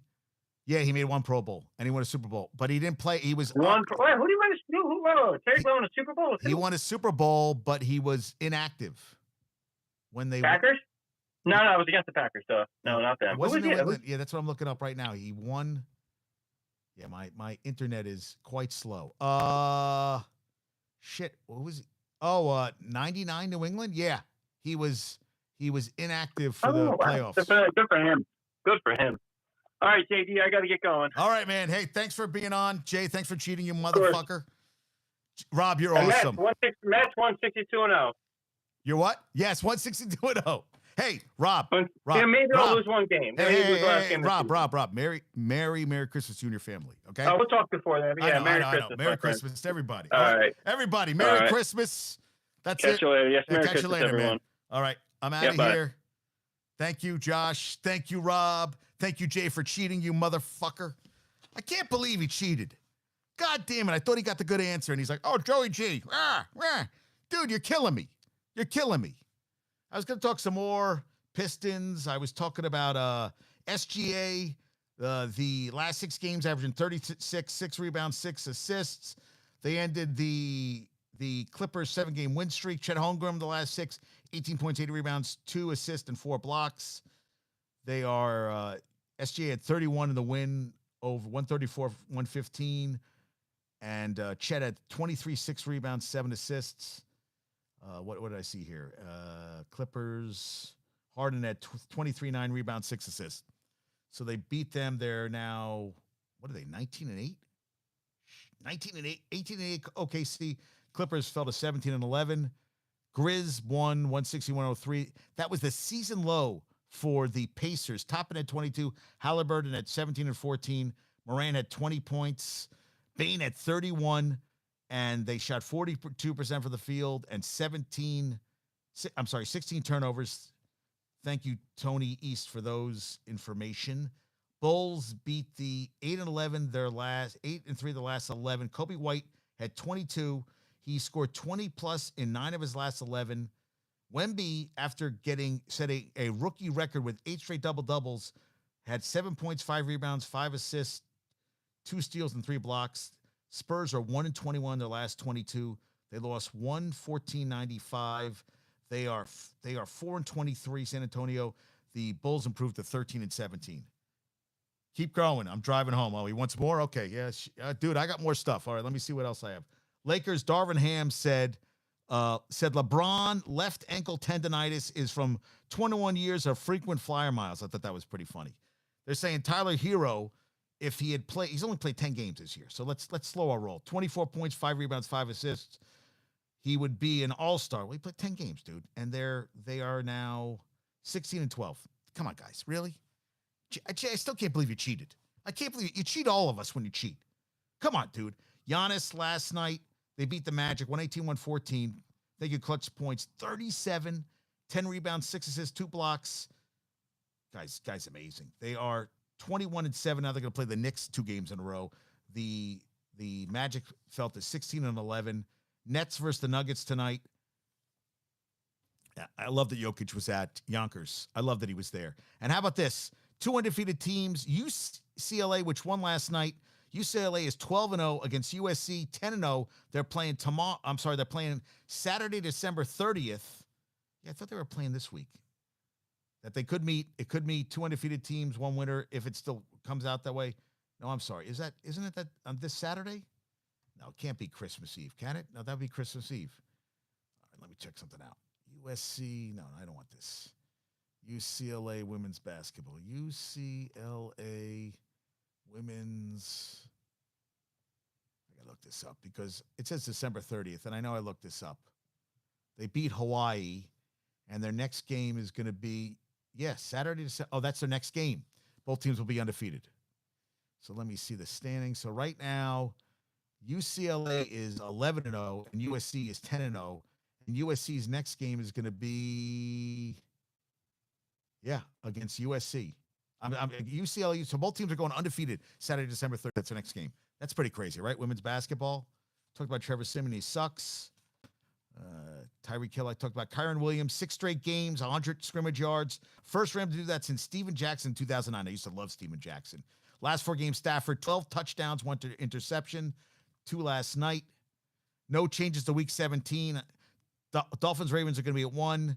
KC, Bengals at 4:25. The night game will be Packers, Vikings. Sunday Night Football. Talk about the JUCO player who is in his Lamborghini. Talk about Giants, Thursday Night Football. I love that. Tommy Cutlets and the passing Paisano. That cracks me up, dude. And of course, that's not working. It's pissing me off. Okay, so I was talking about, I love the stuff about Rams, winner of 5 of the last 6, only lost in overtime against the AFC leading Ravens. 72% chance of the playoffs. They play week 17 at the Giants, week 18 at the Niners, who could have a first-round bye, clinched by then, but you don't know. They also have rookie of the year contenders Puka Nacua, who is 146 yards shy of the NFL's rookie record of 1473. Saints need the Bucs to lose to the Jags, and they're saying that Trevor Lawrence could be out because of concussion protocol, which means CJ Beathard would play, which means they're fucked. So Saints week 17 at the Bucs, week 18 versus the Falcons. They are now outside of their control, but if the Jags beat the Bucs, then I guess it's back in their control. Stafford, 24 completions, 328 yards to 4, targeting 4 wide receivers. And Derek Carr, Josh Dubois was the 9th quarterback since 2000 to go 10 for 10 or better on one drive. Doesn't matter. They're getting blown out. I mean, who gives a shit? And he is, when his team is down 14 plus points in the fourth quarter, he has 2,333 yards and 16 touchdowns, which means nothing to me. Nothing. Yeah. So the Rams are currently the 6th seed.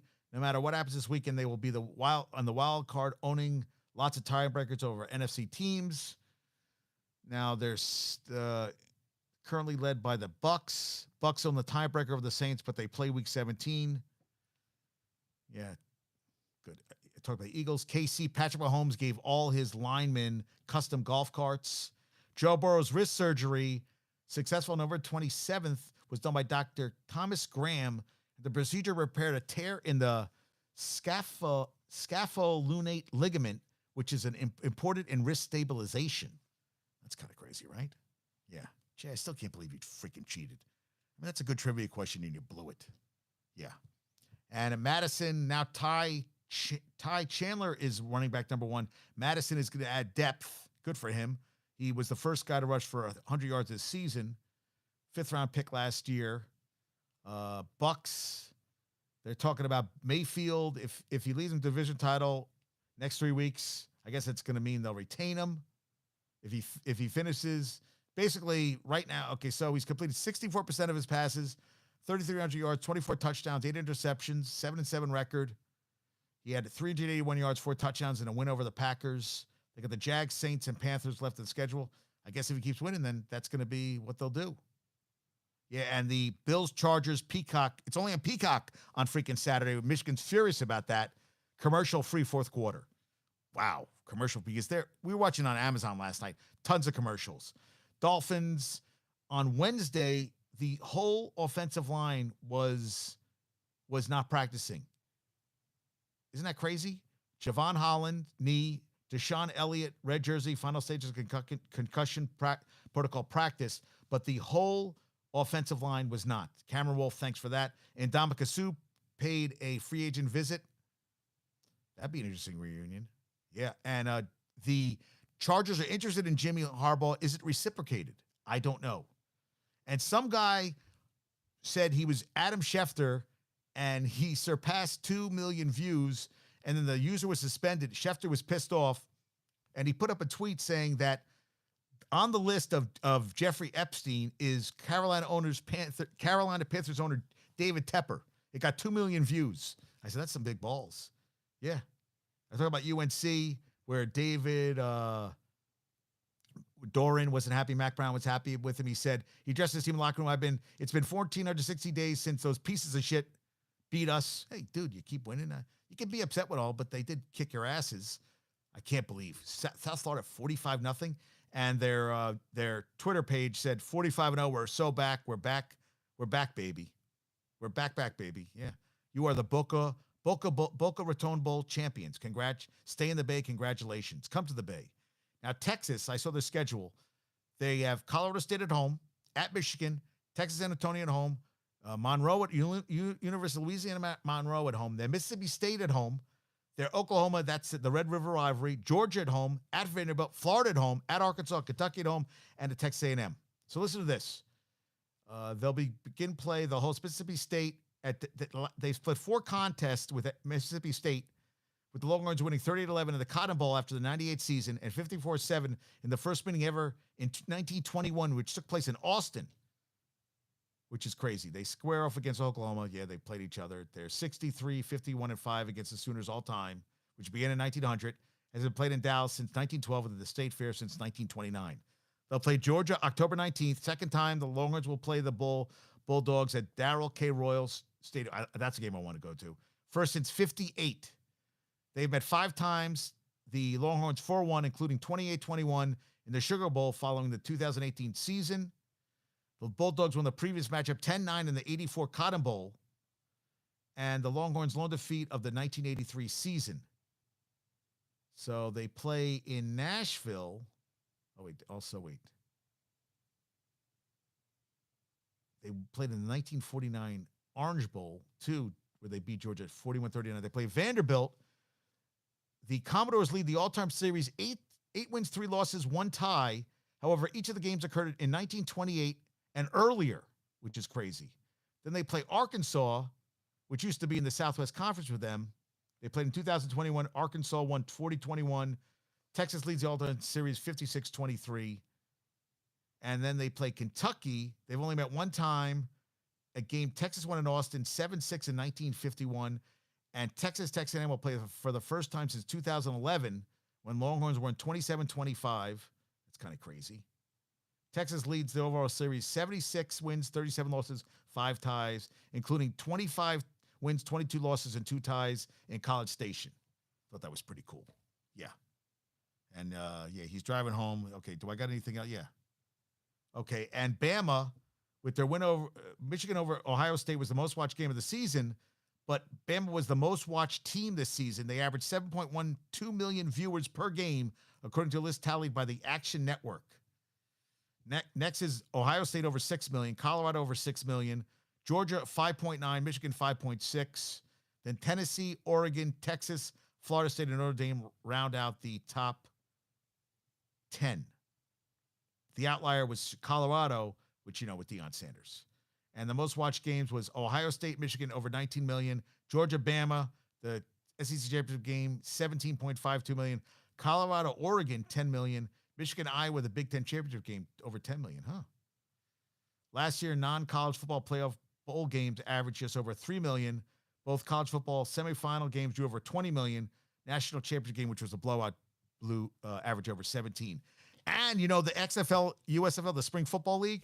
So we will no longer have that the Birmingham Stallions, Houston Gamblers, Memphis Showboats, Michigan Panthers will live on, but the New Jersey Generals, the New Orleans Breakers, Philadelphia Stars, and Pittsburgh Maulers are no longer. So they said 4 of the teams from the XFL will move on, and there'll be an 8-team league in March 2024, and they won't be on NBC. They think they'll be on ABC, Disney's ESPN, and ABC and Fox Sports. All right. Yeah, all right. And Virginia State Senator Louise Lucas, strong words regarding the Wizards and Capitals' new $2 billion arena district in Alexandria. She said, anyone who thinks I am going to approve an arena in Northern Virginia using state tax dollars before we deliver on toll relief and for public schools in Hampton Roads must think I have dumbass written on my forehead. Okay. I would go with yes on that one. Yes. Big time yes. How about the Suns? 14-13, 10 in the West. The KD, Harden, Kyrie combo in Brooklyn played 16 games together. So far, KD, Booker, and Beal have played 2 games and 24 minutes. Bradley Beal's played only 6 games because of back and ankle injuries. Yeah, Frank Vogel, you suck. And Sue Bird and Diana Taurasi will host Christmas Day NBA alternate cast like the Manning cast. Good, yeah, they did it last year during the Final Four. They'll take over the mic for the Bucks-Knicks game on Christmas Day. Jason Sudeikis, Tyrese Halliburton, and Brianna Stewart will each appear in the format inspired by the, hey, Hartford style, what's going on there? What's going on? How you doing, dude? And NBC appoints first ever president of new business ventures. Her name is Amy Brooks. She previously worked at the NBA's president of team marketing and business operations. She will be responsible for bringing in domestic and international business. She facilitated the NBA's expansion activities, including the in-season tournament and the Basketball Africa League. And Derek Fisher was not a fan of them, celebrating the in-season tournament, which I'm totally, hell yeah. Yeah, Kentucky beat Louisville yesterday. Purdue beat Jacksonville. Caitlin Clark, they beat Loyola Chicago by 29. Caitlin Clark had 13 triple-double, 35, 17 rebounds, 10 assists. Talk about the Rangers. They actually, they have the third best power play, 11.7 goals per 60. Eighth best penalty kill, 5.5 goals against per 60.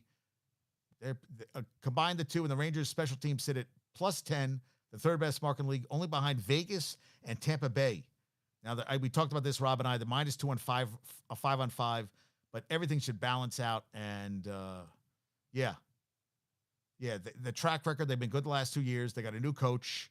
They've been enough to be consistent 100-plus point teams, proven it works enough to win it all. Room for improvement on 5-on-5 with their star goalie. Their chance to look stronger than ever. Thank you, Dom Luschizin. Thank you for that. Yeah, so that's basically we talked about. The 5-on-5 is not strong enough with the Rangers, but, Shesterkin's going to get better, and they're going to play better. So we're going to see what happens on that, what's going to happen. Yeah, I agree. Cheating takes the fun all out of it.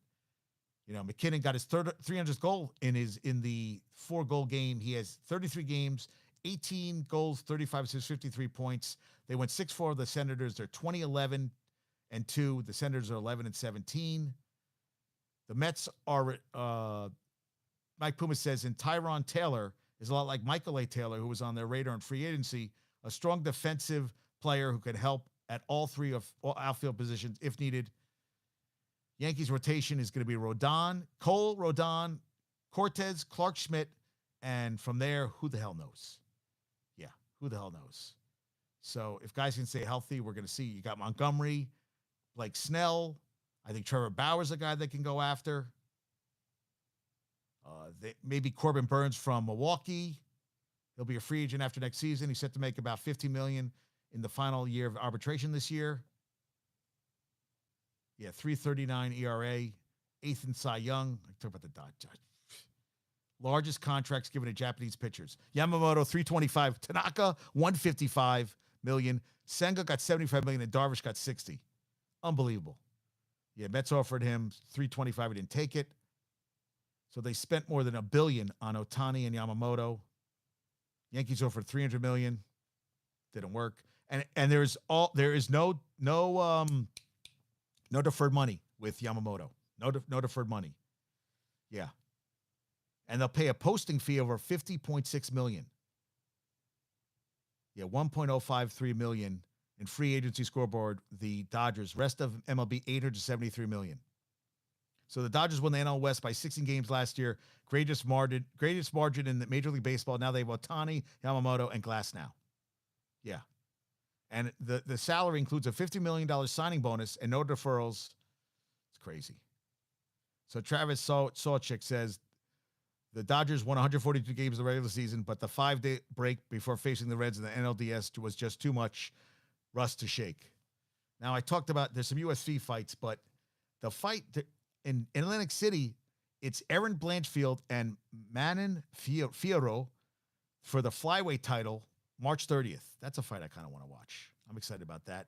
And FC Barcelona beat Almeria in Spain on Wednesday. Thursday, they traveled more than 5,000 miles to Dallas for a friendly against Club America will reportedly net the team $5.5 million. And the NWSL expansion draft should not exist. This is from Alex Morgan. She said, if you reach free agency and choose the club and city you want to play for, you deserve the opportunity to see that through. It was torture watching the expansion draft, really. So she said they lost after 1 year. She lost teammate Rachel Hill to the expansion draft. Well, you got to fill teams. So Amanda Serrano is going to be on March 2nd in Puerto Rico against Nina Meinke. She'll be on the Jake Paul undercard. It will take place at El Coliseo de Puerto Rico. Jose Miguel Aguilo in San Juan, which is Puerto Rico's largest indoor entertainment arena with a capacity of 18,500. Serrano is 46-2-1 with 30 KOs. Will defend her WBA, IBF, and WBO featherweight titles against Germany's Menke, who's 18-3 with 4 KOs. So not a lot of punching power at all. Serrano's win over Danila Ramos on October 27th. She went 12. Oh, with the distance set for 12 3-minute rounds, which women usually go 2 rounds. So Jake Paul is fighting that fight, and there's some guy named Javon Wana Walton, an actor who does have a legitimate boxing upbringing. He's 17 years old and could be a real prospect. Who are these people? And Jake Paul fought that fighter back on December 15th. Hey, listen, at least he's fighting on a consistent basis, but I'm not. I mean, come on. I mean, really? I mean, who gives a shit? I mean, big whoop. Yeah. And yeah, you got it. The Dicker thing is hilarious, dude. The Dicker thing is, it's hilarious. So I had some stuff today. Oh, Mike Denbach is going back to Notre Dame. He worked, he never got a contract extension with the LSU. He was offensive coordinator there. Well, look, you see what he did with his quarterback. Yeah.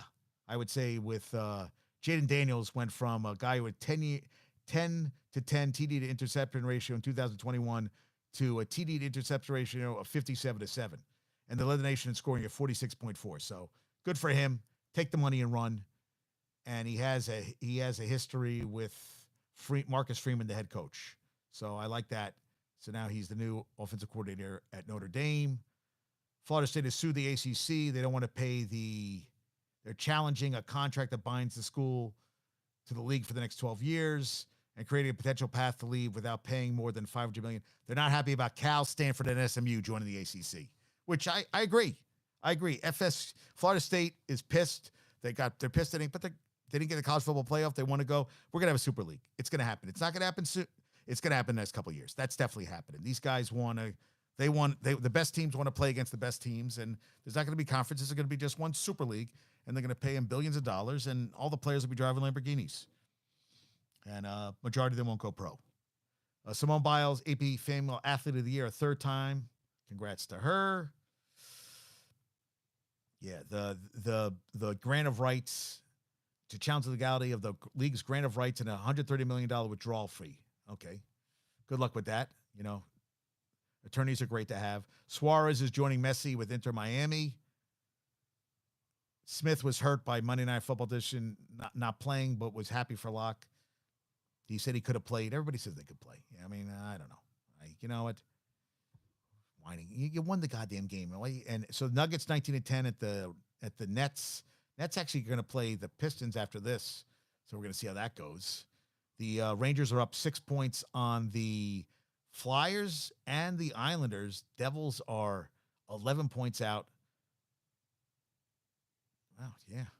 Good for the Rangers. 22-7-1. I'm excited. And the Washington won the Joe Moore Award for the best offensive line in college football.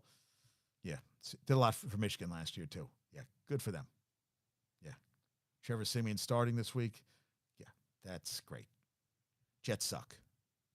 Yeah. The Jets suck. And the Jets suck. Let me see. Okay. Yeah, that Richmond Flowers, who's the agent for Ben Johnson to the $15 million, is irresponsible reporting by Josina Anderson. Okay. Oh, and first time Seattle Kraken hosted an NHL Winter Classic. The T-Mobile on New Year's Day. They've got a picture of Front Office Sports. Pretty cool looking. So Jerry Rice's top 5 wide receivers: Calvin Johnson 5, Chris Carter 4, Randy Moss 3, Terrell Owens 2, and him 1. No, bullshit. I call bullshit. Bullshit. And you can buy the house next to the Lambeau Field for $699,900, and has a pool, and it's your backyard is Lambeau Field. And volleyball record set for Nebraska this year, 92,000, most ever for a women's sporting event, 92,003. 255,953 home total, most for an NCAA women's sport in one season, and 19,598 in the NCAA semis, largest crowd ever for an indoor college game. Yes, I would say you guys had a phenomenal season. Otani had on got a number 17. Oh, and the Yankees gave Yamamoto the 18 Tanaka's number jersey, which he kept and he didn't go. So Big Ten recruiting rankings, the dump first, Oregon second. I was like, Oregon? Yeah, they're going to be next year. Penn State, Michigan, USC, Nebraska, Wisconsin, Purdue, Iowa, Washington, Rutgers, Minnesota, Maryland, Illinois, Michigan State, Indiana, UCLA, and Northwestern. Oof. UF's second shutout over an FBS opponent in school history was against Syracuse in 2005. Syracuse went 1-10 that season, officially 0-10 because they had to vacate all wins that season for academic reasons. Well, that ended ugly. Yes, very ugly. All right. That's all I got for today. I'm sending my love to Michigan. Hey, iHeart style. Dude, I love you on. Come on, talk to me, man. Come on, talk. I know, I love when I do that. Josh, Rob coming on today. Thank you so much. Anthony, thank you for coming on. Aaron said he'll listen later. Aaron wants to talk this weekend. Tomorrow I'm going home. Potato latkes with my mother. We're going to be eating. Josh, I hope I got you home. Rob, have a great day. Have fun. Hey, all my guys from this Jew here. Jay, all you guys. Well, yeah, Jay's family celebrates Christmas. Yeah, all right. Merry Christmas. Merry Christmas. I'll talk to you before then. But enjoy the time with your family. All right. You got football, basketball. Peace out. Rangers tonight. Let's go Rangers. I'll take some pictures. I'll take a picture of my prime rib. That's what I'm excited about. Prime rib in less than 3 hours. Adios, guys. Talk to you soon.